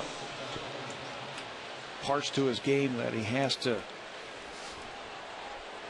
really get better at. I think this is one of them. When you find yourself in a spot right here, all right, what's my go-to pitch? What pitch can I throw that I know I'm going to get an out with? He's got 3 good pitches. The fastball, the curve, and the slider, but right now he's fighting himself. And when you see pitchers late in the game, he's approaching 100 pitches now. Ball sailing out there. He's got to find himself again, gather himself over the mound. Some action in the pen. Jesse Carlson gets up right away. You know, Cito Gaston wants him to finish this inning right here. Finish this inning, feel good about yourself. Then he just has to worry about 3 innings to finish this one out. Pops straight up and back. Just over the meshing into the seats. And a souvenir for that young guy.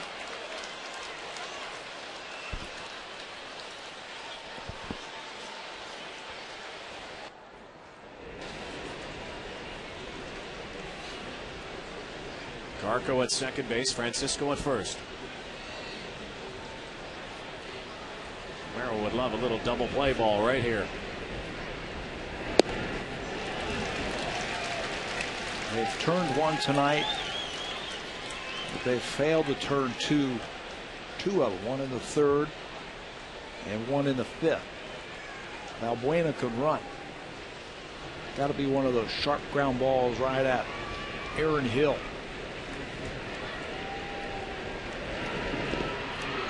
Gets away from Chavez, and the runners advance. That takes away the double play ball.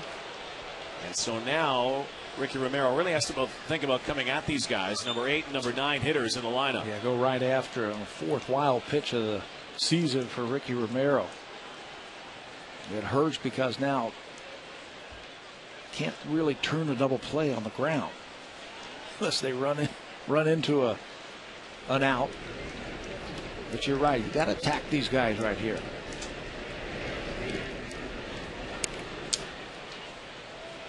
I guess that might be a criticism. You know, you watch these guys all the time of the young pitchers, and you've seen them through the years. Is at times trying to be too fine or being too perfect, or sometimes maybe even thinking a little too much. Just go and throw, pitch.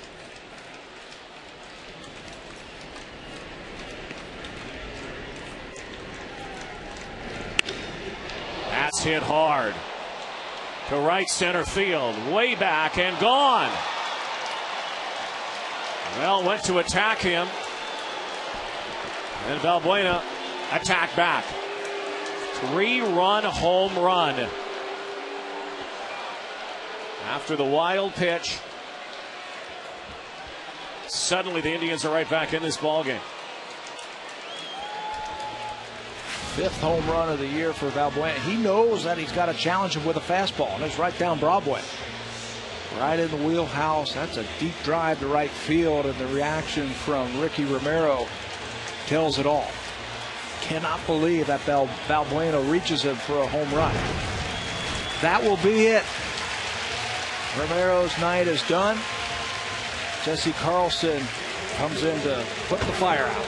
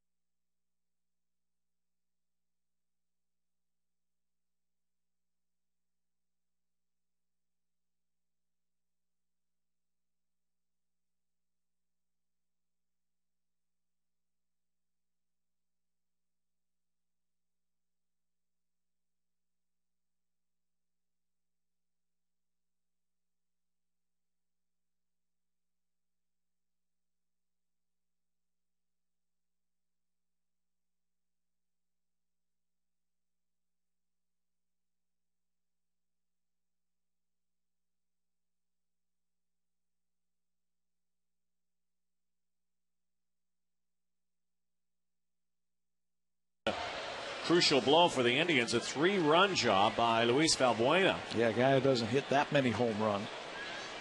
More of a contact kind of guy. Leaves the yard, and now Carlson has to come in, and he will face Chris Jimenez, the first batter. It's all about learning lessons, baseball. And you look at that sequence and the way that inning unraveled for Ricky Romero. Well, he looked good against Peralta, the first batter, struck him out. Garco singled, another walk, his 5th of the night. That's back-to-back starts now where Ricky Romero's had 5 base on balls. And then fell behind Valbuena after the wild pitch and had to serve one to him, and he knocked it out of the yard.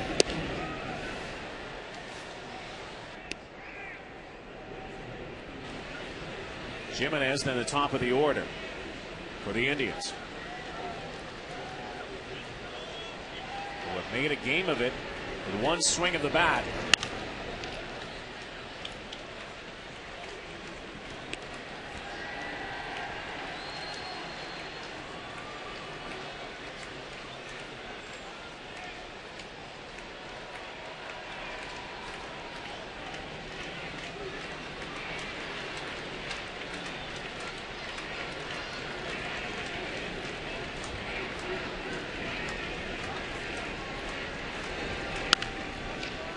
Scudero backhand. Strong throw over to first for out number 2. Let's take a look at the line for Ricky the rookie. Yeah, heading into this inning, it looked good, but 3 earned runs tacked on, a home run, a single, and a walk in the last inning. It's not going to look good. You got to learn from that. Take tonight's start. Say, okay, what can I learn from this? Grady Sizemore kind of nubs one over to Roland on the hop. He's got it. It's out number 3, but 3 runs. The Indians answer the Blue Jays in the 5th inning. A lot of runs on the board here in the 5th in Toronto, and the ball's flying tonight.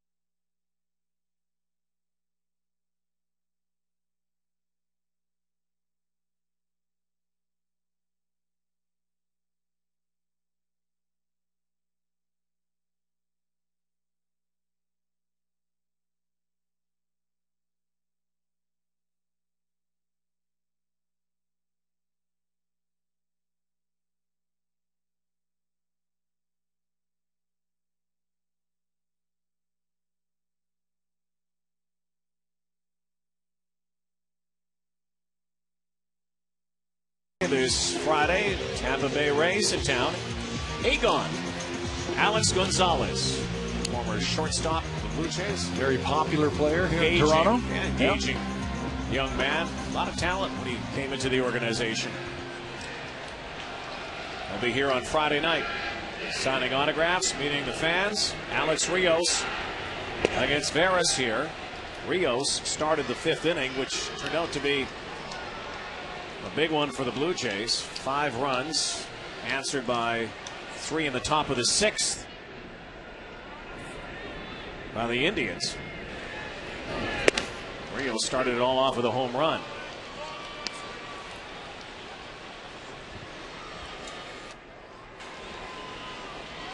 Get back on the horse right here. One of the problems that Veras has had, well, I believe the Yankees let him go, is his inability to throw consistent strikes. You see, he's got a good breaking ball, he's got a good live arm, but when you're consistently falling behind batters, having to come in with fastballs, they are going to turn it around and hurt you eventually. A quirky little delivery. Stays out of the stretch. All legs and arms. Lots of elbow.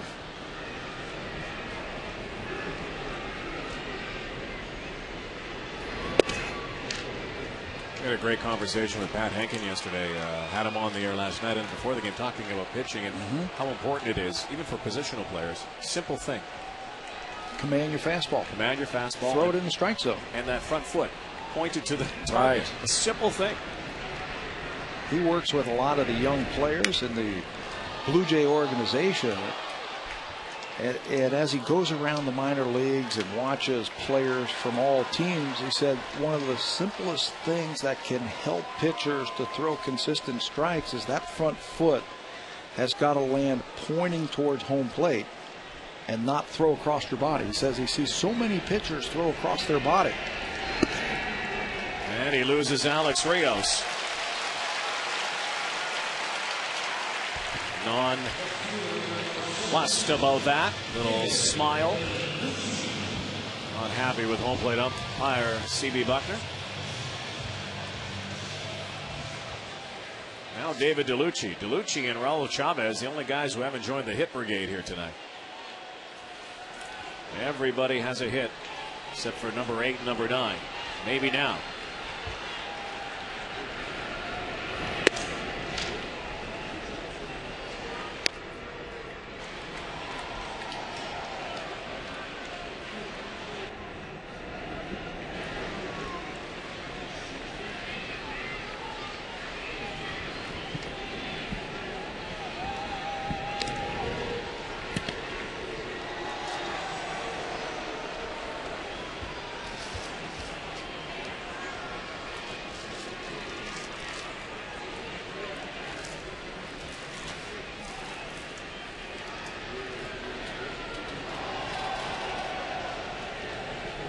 Veras checking Rios. Blue Jays had a 6-run lead. May need some more add-ons here tonight, Tabby. Ball is carrying. Do you start the runner? Veras is struggling again with his control. This is what we saw from him when he was a member of the Yankees. He'd come in situations like this and give up a run here, a run there. I don't think you send him. Sit back.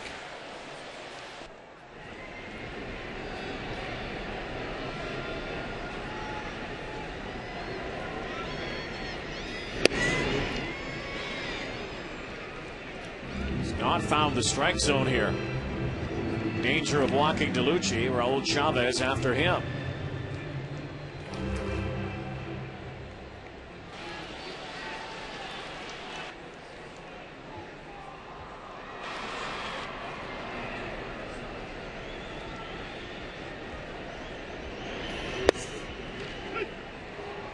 That one, and no doubter, inside that tight strike zone of C.B. Buckner.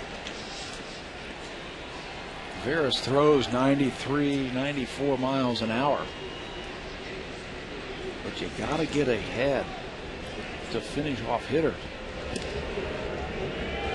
Overly concerned with Rios at first base.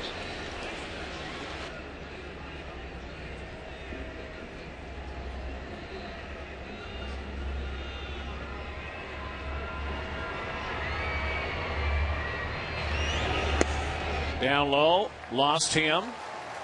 Rios goes to second. DeLucci goes to first. Back-to-back walks, and Eric Wedge will be on the blower soon, you have to think. Yeah, see, why even try and steal? He's got swing and miss stuff, so why would you want to run into an out? Just sit back, and if you're patient enough, he'll put you on base. We'll see if Cito Gaston plays for a couple of runs here. He got some speed as the leadoff guy at second base. Chavez does not have a hit, but he can bunt. He can handle the bat. We might see him try and play for a couple of runs here and sacrifice him in the scoring position. The Indians think he is. Peralta, the third baseman, playing halfway.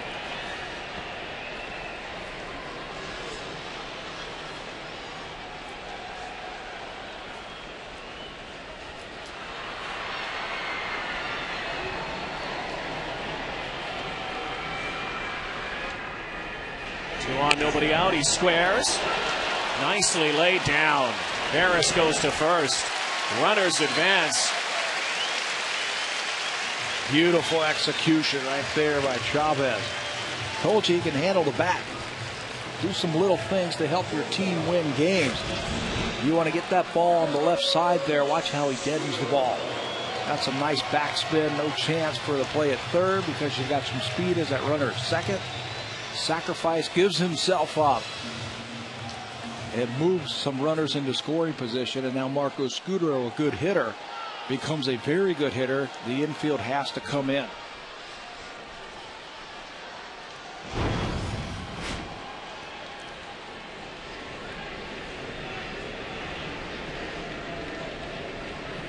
Scudero homering in his last at bat. 7 on the season now. Again, the Yankees winning earlier today, so Blue Jays trying to keep pace in the AL East. They're going to have to go on a run here if they are contemplating threatening a wild card spot. Serious run in the next month. Cannot go on any more skids. Start winning almost every series. Yeah, that's what you want to do. You want to think about series, and they'll have chances. They play the Boston Red Sox, the Yankees, and Tampa exclusively from here on out.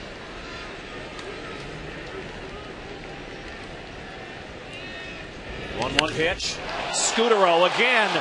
Long fly ball to the wall and out. How about that?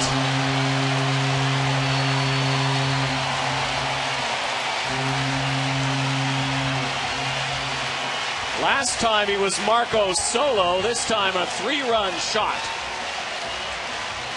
So you bring that infield in, and you challenge Scudero with a fastball, and he's going to turn on it. Same pitch, pretty much, that he homered his last at bat. This one right into the bullpen. Almost hits my buddy Figgy out there. Well, he loves this Cleveland right-handed pitching tonight. Carl Pavano and now Barris and Aaron Hill. 5 home runs now for the Blue Jays tonight. That is a season high. And they get the 3 runs back. Well, let's see. He kissed his bat last time. What is Kevin Millar doing now?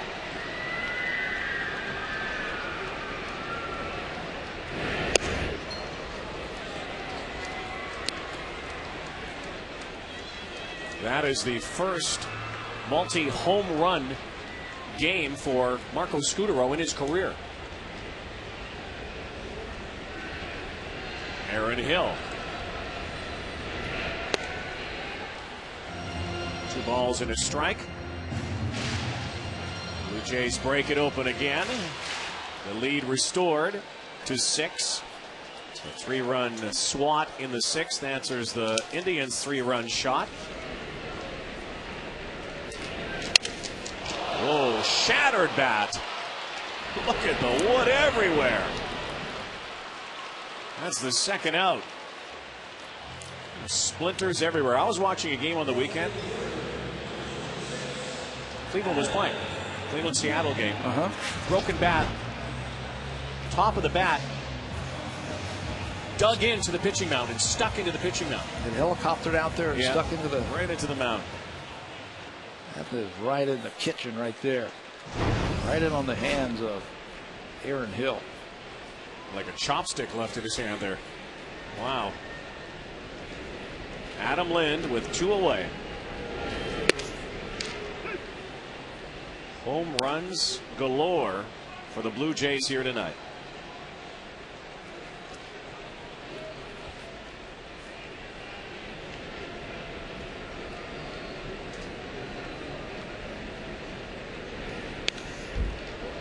Ooh. What a rip by Adam Lind there on that 0-1 pitch. I think he's thinking, yeah, yard 2. Well, looks like the rain might be coming our way, so the roof is closing. You see a few raindrops. Remember the old days when you could not close the lid in the middle of the game unless something. The game began with the lid closed. You couldn't open the lid in the middle of the game. Now you can. A rule at the time. Look at that. Too often it rains here. The retractable roof.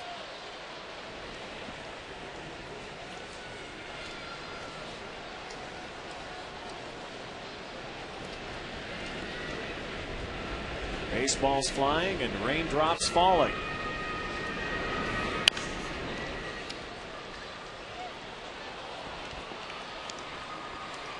A refreshing little shower here tonight.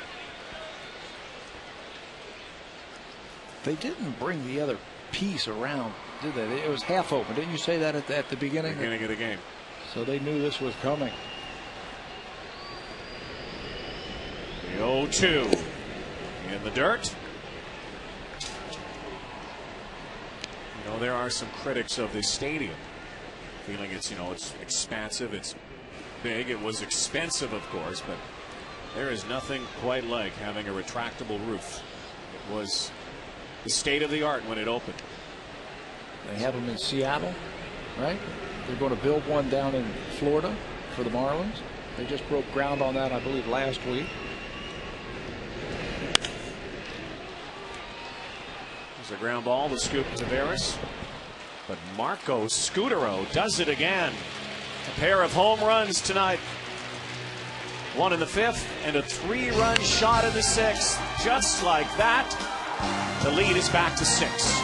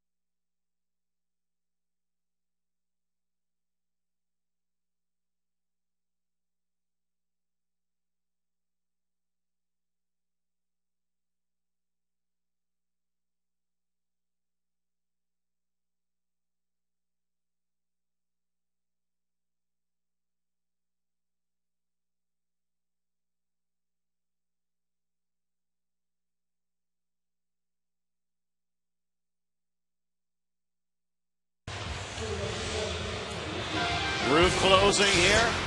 The Rexall Edmonton Indy. Paul Tracy, Alex Tagliani. The race Sunday in the Alberta capital. 5 o'clock Eastern, we'll have it for you on TSN. That's 2 o'clock on the West Coast. And are we almost closed yet? Yeah, just about. The cookie jar is almost closed. And there been a lot of cookies in here tonight, haven't there? They might want that roof closed because there's a jet stream heading out to left and right field here. Maybe cut the wind current down the way the ball is jumping. 6 home runs in the game, 5 of them from the Blue Jays. As Rubel Cabrera leading off here in the 7th. David DeLucci makes the play, bringing up Victor Martinez. Again, the Blue Jays go back at it tomorrow. For those of you in the Toronto area, a matinee game tomorrow. Mark Zipchinski and David Huff. And then Friday, Tampa Bay in town, and it could be, when I say could, J.P. Ricciardi has said that right now the term he used is unlikely would trade Roy Halladay. Unlikely, 50-50. Yeah, but you know, if you're a poker player, you got to do a little bluffing. And when you hold the ace in your hand, you never know. And Roy Halladay will start on Friday against Matt Garza.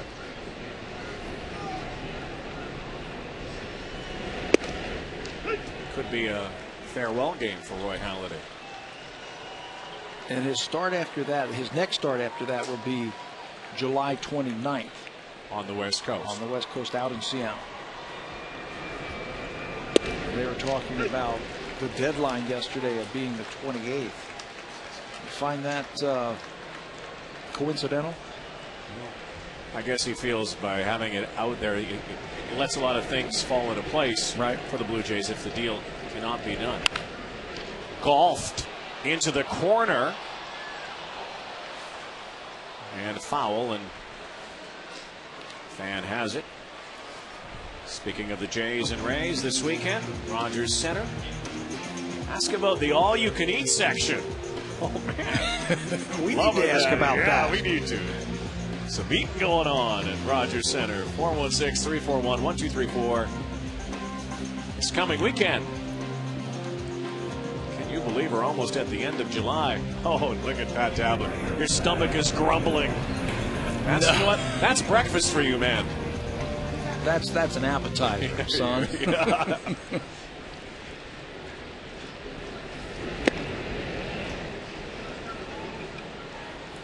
I'm very lucky. I get to work with a couple of great analysts in the summer, and you and Dwayne Ford in football.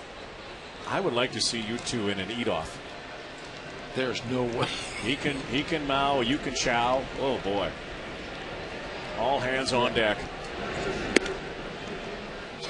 All hands and just stay back, right?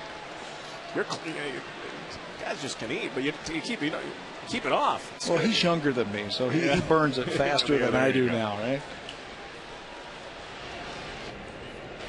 2 balls and 2 strikes to Martinez. Travis Hafner after him. Blue Jays, if they can get tomorrow and then take it to Tampa, head out on the left coast and maybe start to make some noise again,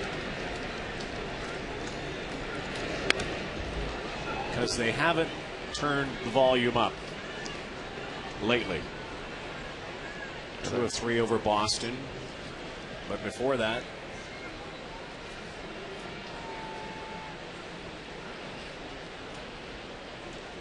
it's not a Blue Jay. He got in while the roof was open. There's nowhere to go. Now where does he go? And Carlson strikes out Martinez.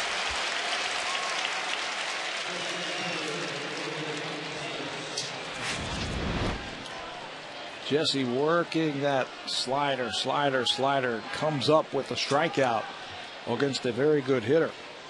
Martinez singled his last time up, this time waving right through that breaking ball from Carlson. Cito piecing it together now as we come down the home stretch of this one. Action in the pen. Carlson doesn't go very long. Travis Hafner, who must be tired of seeing left-handers. Lefties, you get more tomorrow. It's got to be tough on left-handed batters when Jesse Carlson is on the mound, because he really steps towards first base, fires across his body. Watch how he finishes off his pitches, almost jumps towards the batter. Stings one to center field. So Hafner has a base hit. His first of the series. 0 for 5 last night. Was 0 for 3 before that hit.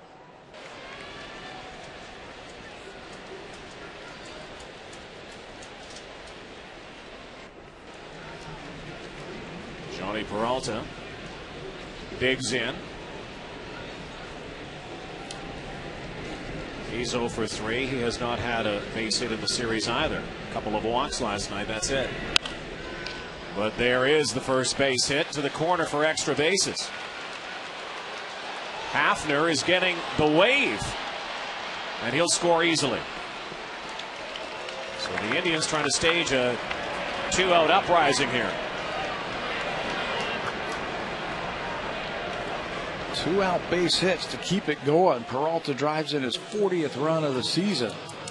The guy's had the most home runs of any AL shortstop the last 3 years. Breaking ball hooked into that line.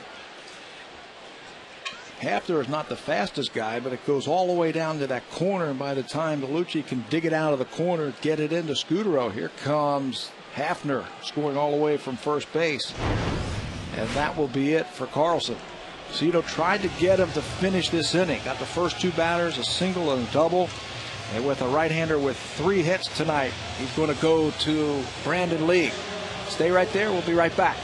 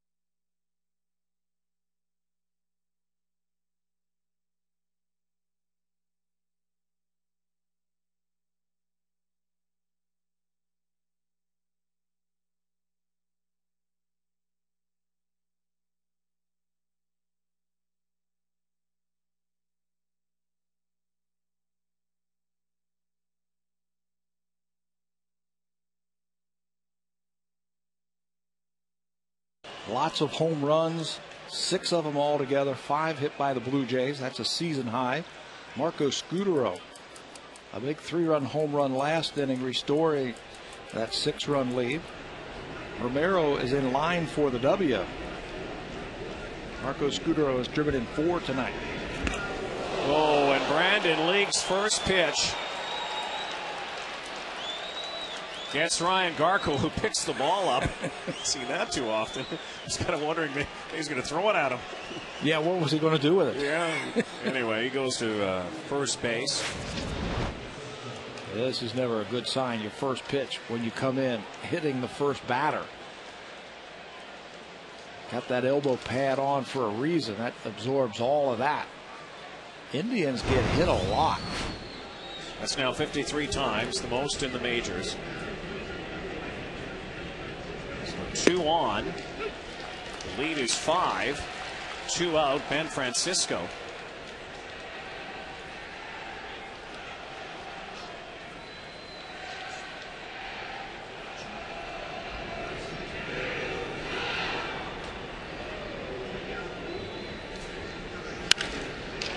Francisco drives one out to DeLucci, and another run will score here. The Blue Jays had best be careful again. Yeah, no quit at the Cleveland Indians. First 2 batters go quietly in this inning, then single, double, hit by a pitch. And now an RBI single for Ben Francisco. Close the books on Jesse Carlson. His night is finished now. An inning in the third, couple of hits and 2 earned runs.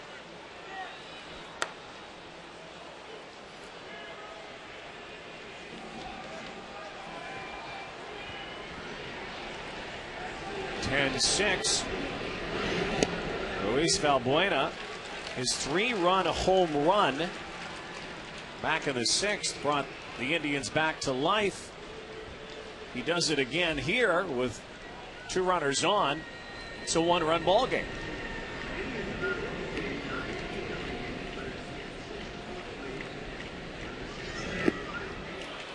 Not with that swing.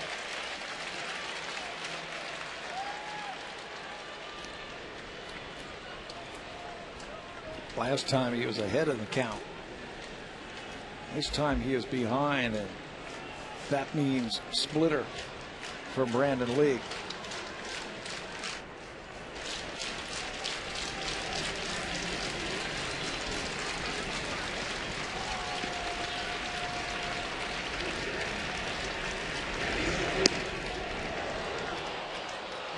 Missing outside, 1 ball, 2 strikes. The Indians actually led this game. If you're just joining us, they scored in the first inning. Blue Jays tied it and went ahead thanks to solo home runs. Scored 5 in the 5th. Indians countered with 3 in the 6th. Blue Jays had their own 3. Strike 3. Out number 3. Indians leave 2 on, but score 2 more. 4-run lead for the Blue Jays. Stretch time at Rogers Center.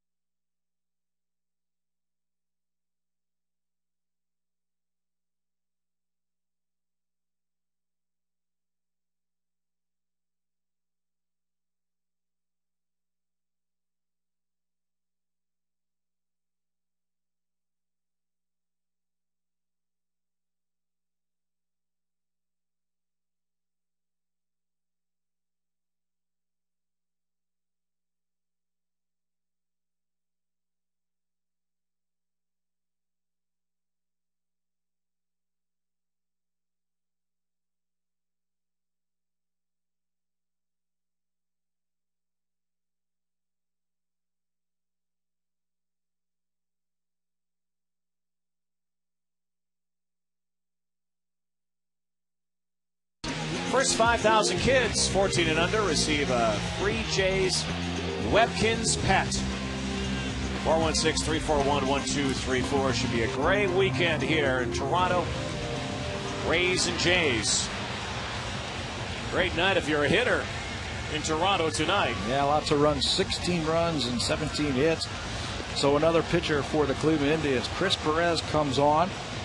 We've been talking about trades all night. Here's a trade that the Indians made at the end of June when they shipped Mark DeRosa to the St. Louis Cardinals for Perez. He's got a good arm. There was some thought that he would be the closer for the Cardinals this year. But he comes over in the trade. They add a good arm into the bullpen. 4 of his 6 appearances for the Indians have been scoreless for Chris Perez.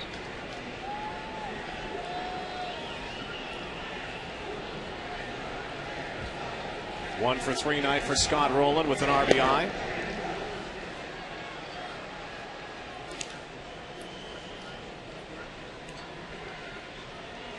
At this time last night, in the 7th inning, crushed a solo home run. Was not to be enough, though. 1-0 game at that point.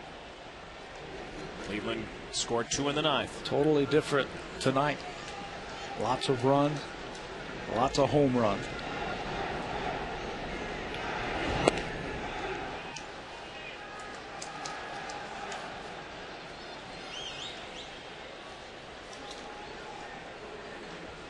Not a good night to be a thrower.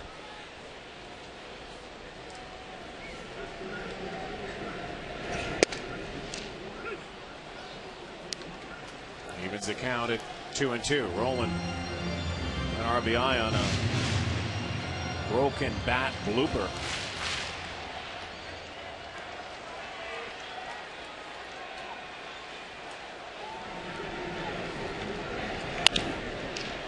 Off the end of the bat, Herrera off the base, and they got him. Garco applying the tag. First base umpire Mike Everett says he got him with the tag before he got to the bag. Good play right there by Garco, who doesn't play every day, but he's made all the plays here tonight. Backhanded by Cabrera, and the ball sails on him. Let's see if he got him before he got to the bag. There's the tag.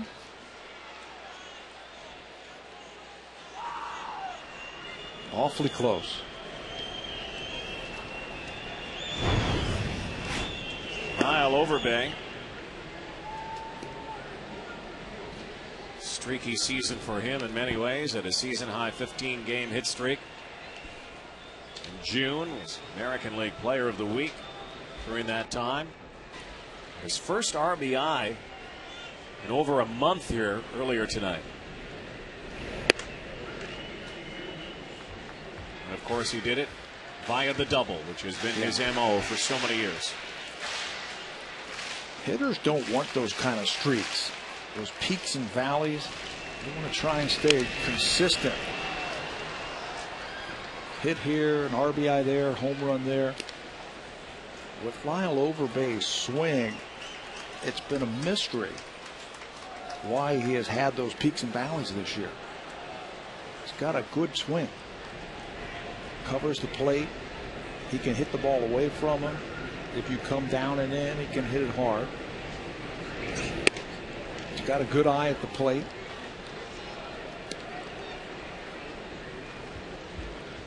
If he can get a ball middle in and pull it into right center field, he can run all night.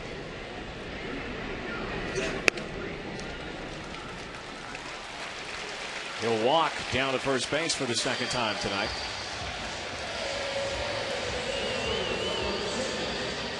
Vernon Wells come to the batter's box. Vernon got the Blue Jays on the board with a solo home run in the 2nd inning.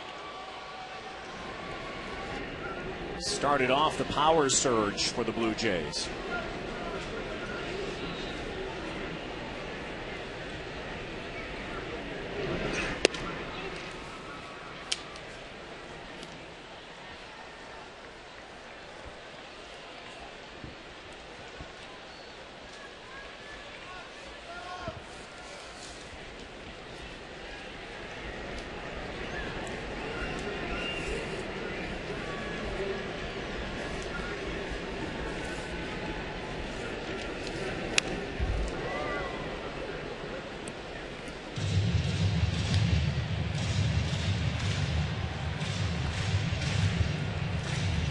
Certainly has not been the kind of season that Vernon Wells anticipated at the beginning of the year, nor for Alex Rios. Who would have thought we would have been near August, and Vernon Wells and Alex Rios would be hitting 6th and 7th in the batting order.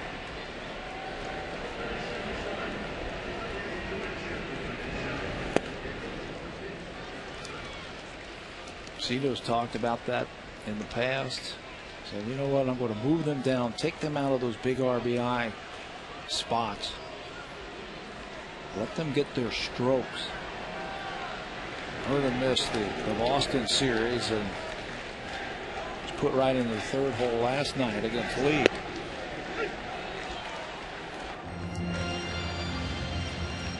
There's something to that, I think. Move them down, get your stroke. Hey, if it comes back, you're back up there. You got to put your hottest hitters together, and you got to put them in the big RBI spots. Fouled away. The Blue Jays previous years have been reticent to do that. They've kind of left guys there. You know, work your way out of it.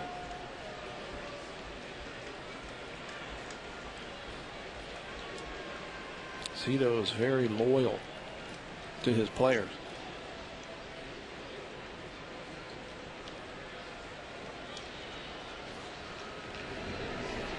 Here's the 2-2 for Perez. Struck him out.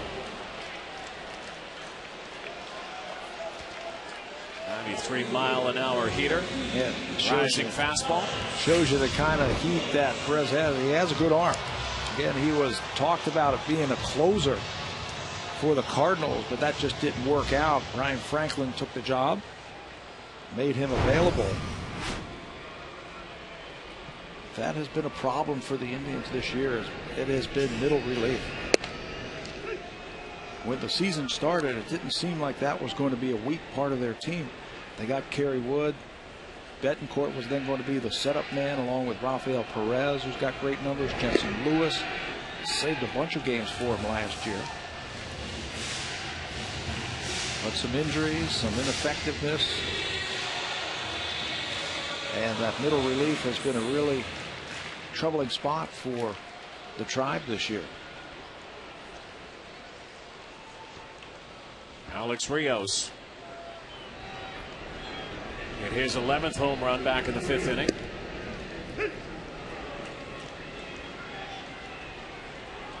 Perez can hump it up to 93, 94 miles an hour and throw that off-speed stuff. There's that giddy up pitch.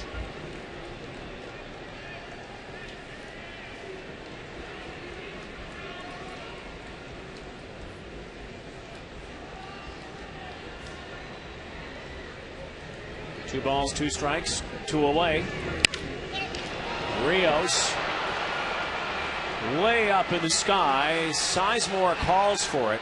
Came a long way, and that's 7 innings down here tonight in Toronto. The Blue Jays have a 10-6 lead as we head to the 8th.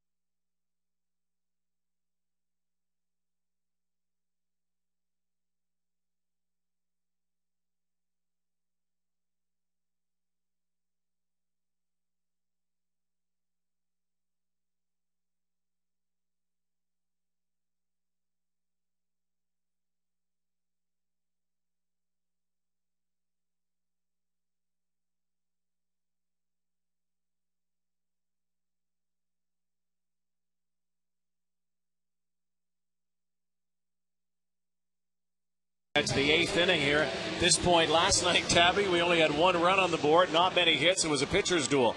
Not so much tonight. Grab the bat. Oh, yeah. Time to grab the bat. When they had the roof open, ball was shooting out of here. Lots of home runs. Lots of pitches tonight, too. They've closed the roof, and we haven't seen the home runs. Well, Ricky Romero pitched into the 6th inning. He is in line for his 8th win of the season. Now it's up to the bullpen to close it and bring it home right here. Brandon League, 1 strike to Chris Jimenez for 9 hitter. There's 2 strikes now. Jose Bautista comes into the game for David DeLucci.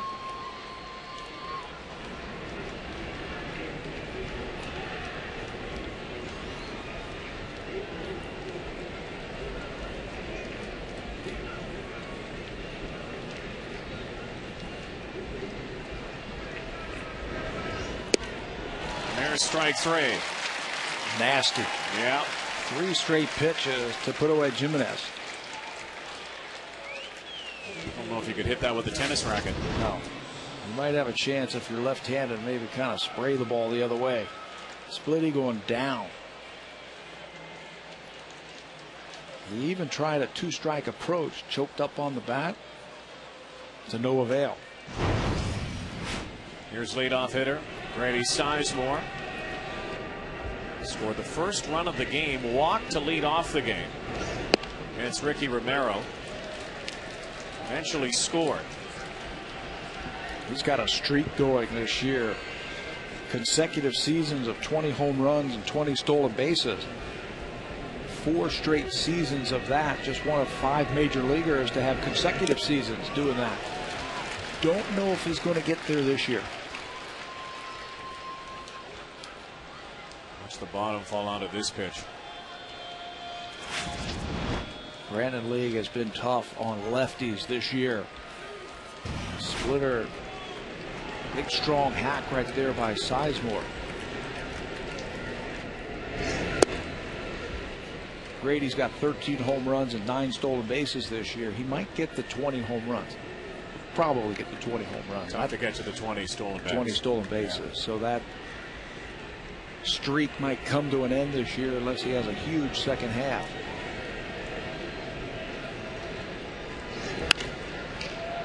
Aaron Hill. Easy handle.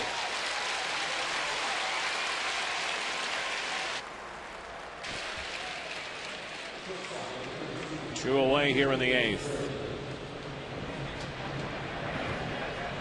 Once again, the switch hitting shortstop as Drupal Cabrera.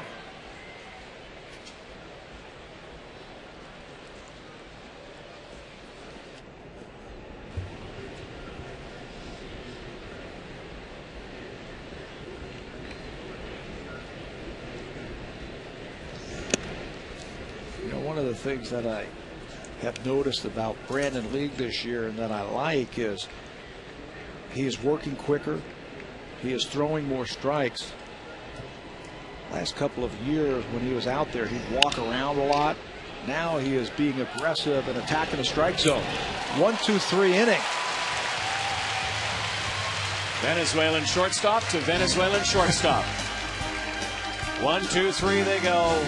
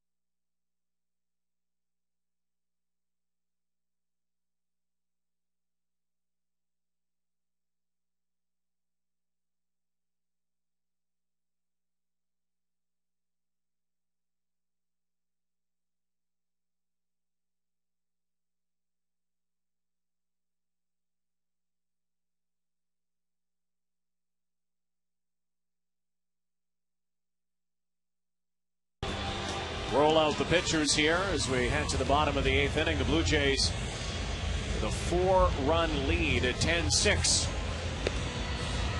They have tried a lot of players in the bullpen this year. We talked about that. They have 8 coming out of the pen now. 5 of them weren't even with the team when the season started.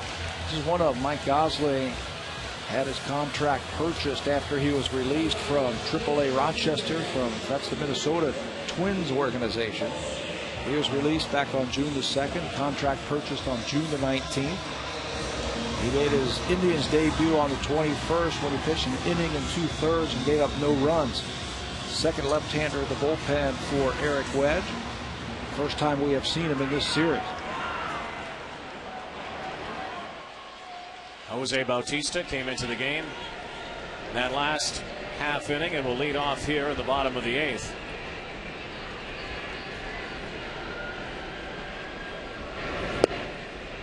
Told you earlier the Yankees won their 6th in a row earlier today.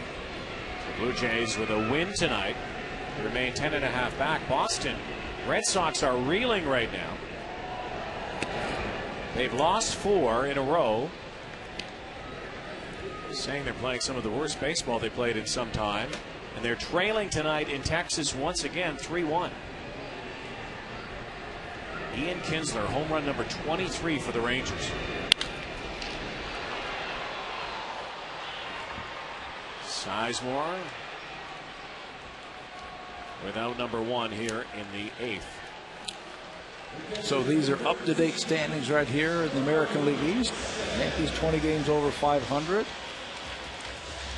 This one is going to go right down to the wire. And unfortunately, if you look at those top 3 teams, the Yankees, Red Sox, and Rays, one of those teams are not going to make the playoffs. Those are 3 excellent teams. Texas is a good team. They are a really good team. They hung around for the longest time when Josh Hamilton went out. He is now back. They can catch the ball. They can pitch it. They've got a deep bullpen. Chavez just fouled.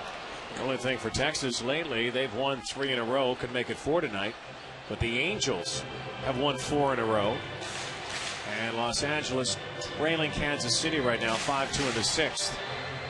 Angels have won 8 out of the last 10. Starting to get that pitching in order. No runaways in any of the divisions, though. Only division in baseball, the NL West, where the Dodgers have a 9-game lead, but in the American League, very close. 2-game leads, 3-game leads, and that's good. That's what you like to see, right? Everybody, well, at least half the teams have a shot. That's why the trade deadline, I think, is going to be a lot of fun. Are you buyers? Are you sellers? Are you pretenders or are you contenders?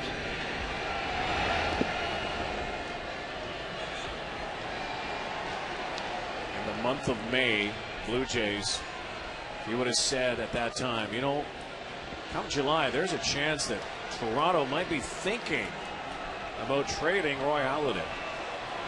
Or adding payroll. Yeah, you would have said, what? You would have taken that bet. Sure.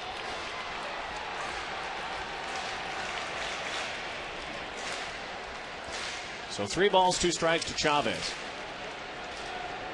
Marco Scutaro, who's had a couple of home runs tonight, is next.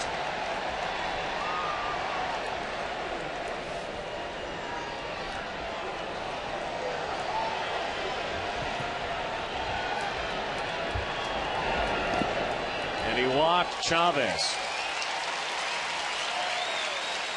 So here comes the slugger, Marco Scutaro. 2 bombs tonight. One up and in, and he pulls it down the left field line for a home run. And almost the same pitch, same area, up and in.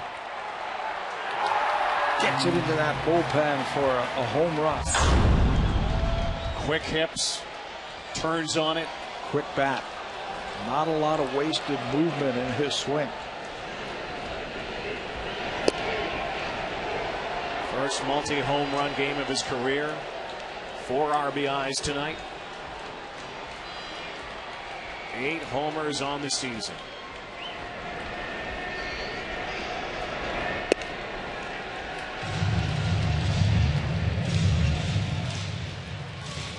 That's some good production from your top 2 hitters, Marco Scutaro and Aaron Hill this year. 29 home runs between the 2 of them. Over 100 RBIs. Great on base percentage. You talked about the run score. Got the most leadoff walks in the American League when leading off an inning. Marco Scutaro.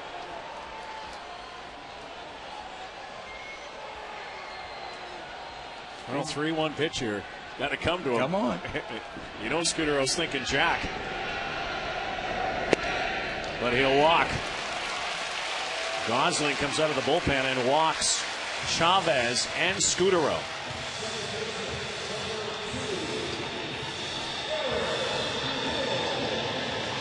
That kind of stuff will turn your manager's hair gray.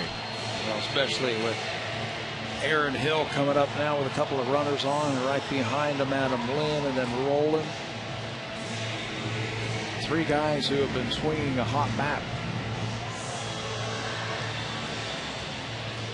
Here's the All-Star. 1 out. Adam Lynn behind Aaron Hill.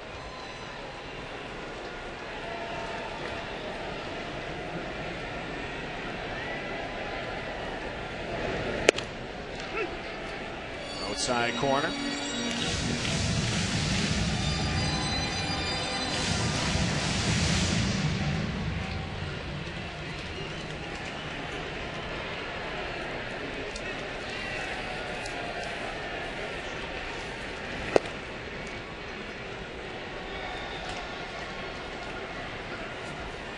This game is kind of slow to a crawl, huh?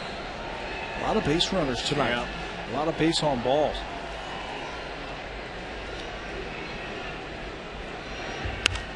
Hill, high fly ball. Francisco 2 hands it. 2 away. Just missed that. Otherwise, that's another home run here tonight. 3 more ribbies. When you see 10 runs put on the board on just 8 hits, there's other reasons for that. As Jason Frazier picks up, he'll probably finish this one up. Base on balls have been a big part of it. 7 walks tonight for Indian pitching. So left on left. Adam Lynn.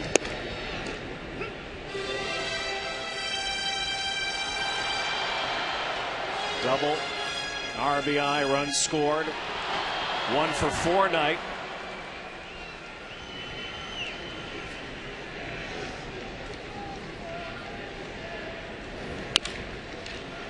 Tapper back.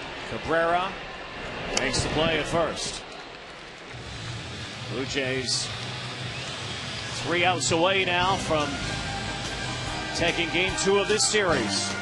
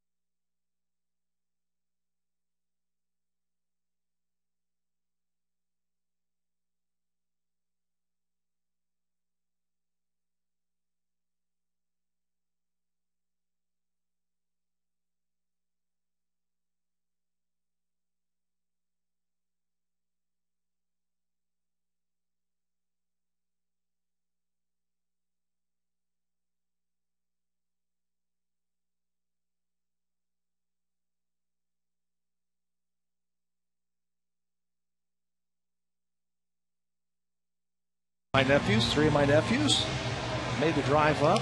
Do you think, with your poll, you would get better seats? I would. That's right. Are they in the 500? What do you see how they've driven everybody around them, away from them? They love coming to Toronto. And the Blue Jays are so good to them. They were running around on the field the other day. Got to play on the off day on Monday down on the field. So we're playing down in the left field corner on Monday as Jason Frazier comes in to finish this one off. And who comes out to work out on Monday, the off day?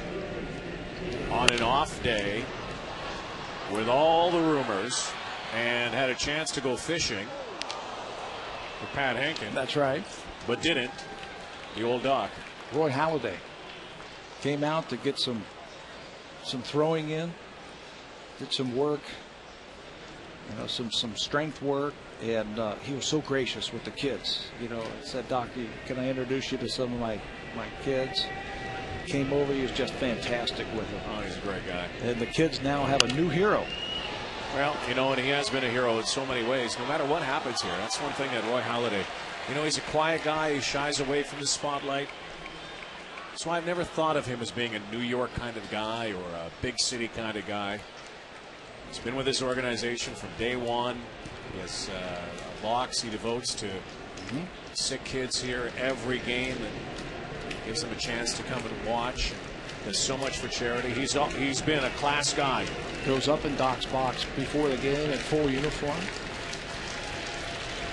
There's the 0-2 to Victor Martinez. That's why I guess some people are getting a little melancholy around the possibility of losing a guy who's become iconic with the Toronto Blue Jays. But it's the business of the game that interferes as well. It is. Free agency after next year, that's part of it. And wanting to win is another thing. And, let's face it, this team has not won since he's been around as well. And they had Roger Clemens here. 3 years in a row, a Cy Young Award winner, Pat Henkin, 2 by Roger Clemens. Halladay won his side. They haven't had a sniff of the postseason. There's a base hit. That's why it's an enormous challenge for J.P. Ricciardi, the general manager of this team and this organization. In this division, you don't have to spend $150 million a year to win. But you've got to make good baseball decisions.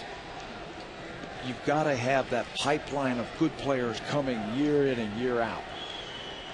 I remember when I was with the Chicago Cubs and Dallas Green took over, and one of the things they wanted to do was, if we can get a major leaguer and a half a year to the big leagues, we've done our job.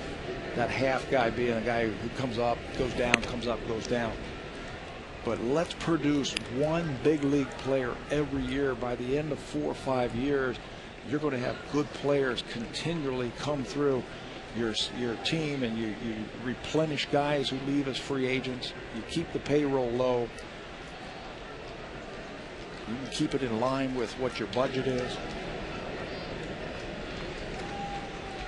Martinez at first. Travis Hafner had a base hit. Got off the schneid in his last at bat. Was 0 for the series. Scored a run back in the 7th. One swing. And again, a comfortable margin.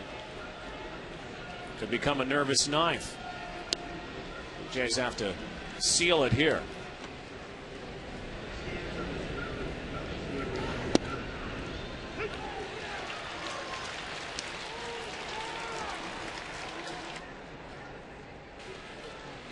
Hafner 0 for 5 lifetime against Jason Frazier.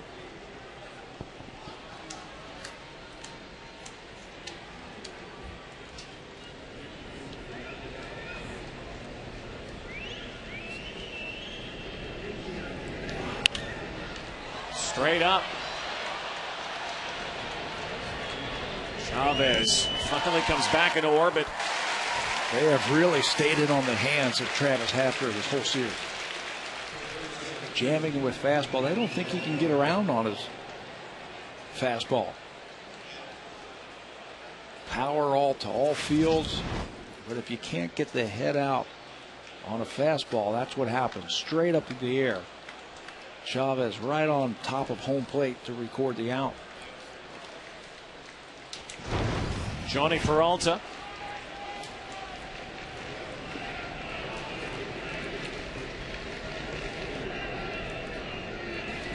Double, 1 for 4 here tonight. Lyle Overbay near the comfort seats. Uncomfortable play over there for Overbay. Yeah, it just wasn't hit high enough for him.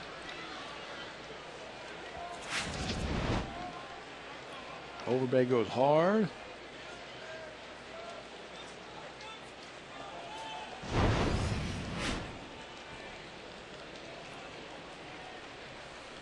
Ryan Garco's on deck. Indians in a 4-run deficit.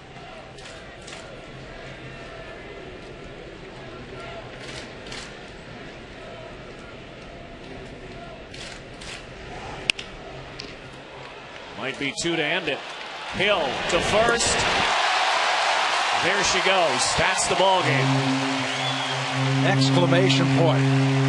Around the horn, Jason Frazier mops it up. Blue Jays now a game under 500. They come back, they bring the big sticks tonight.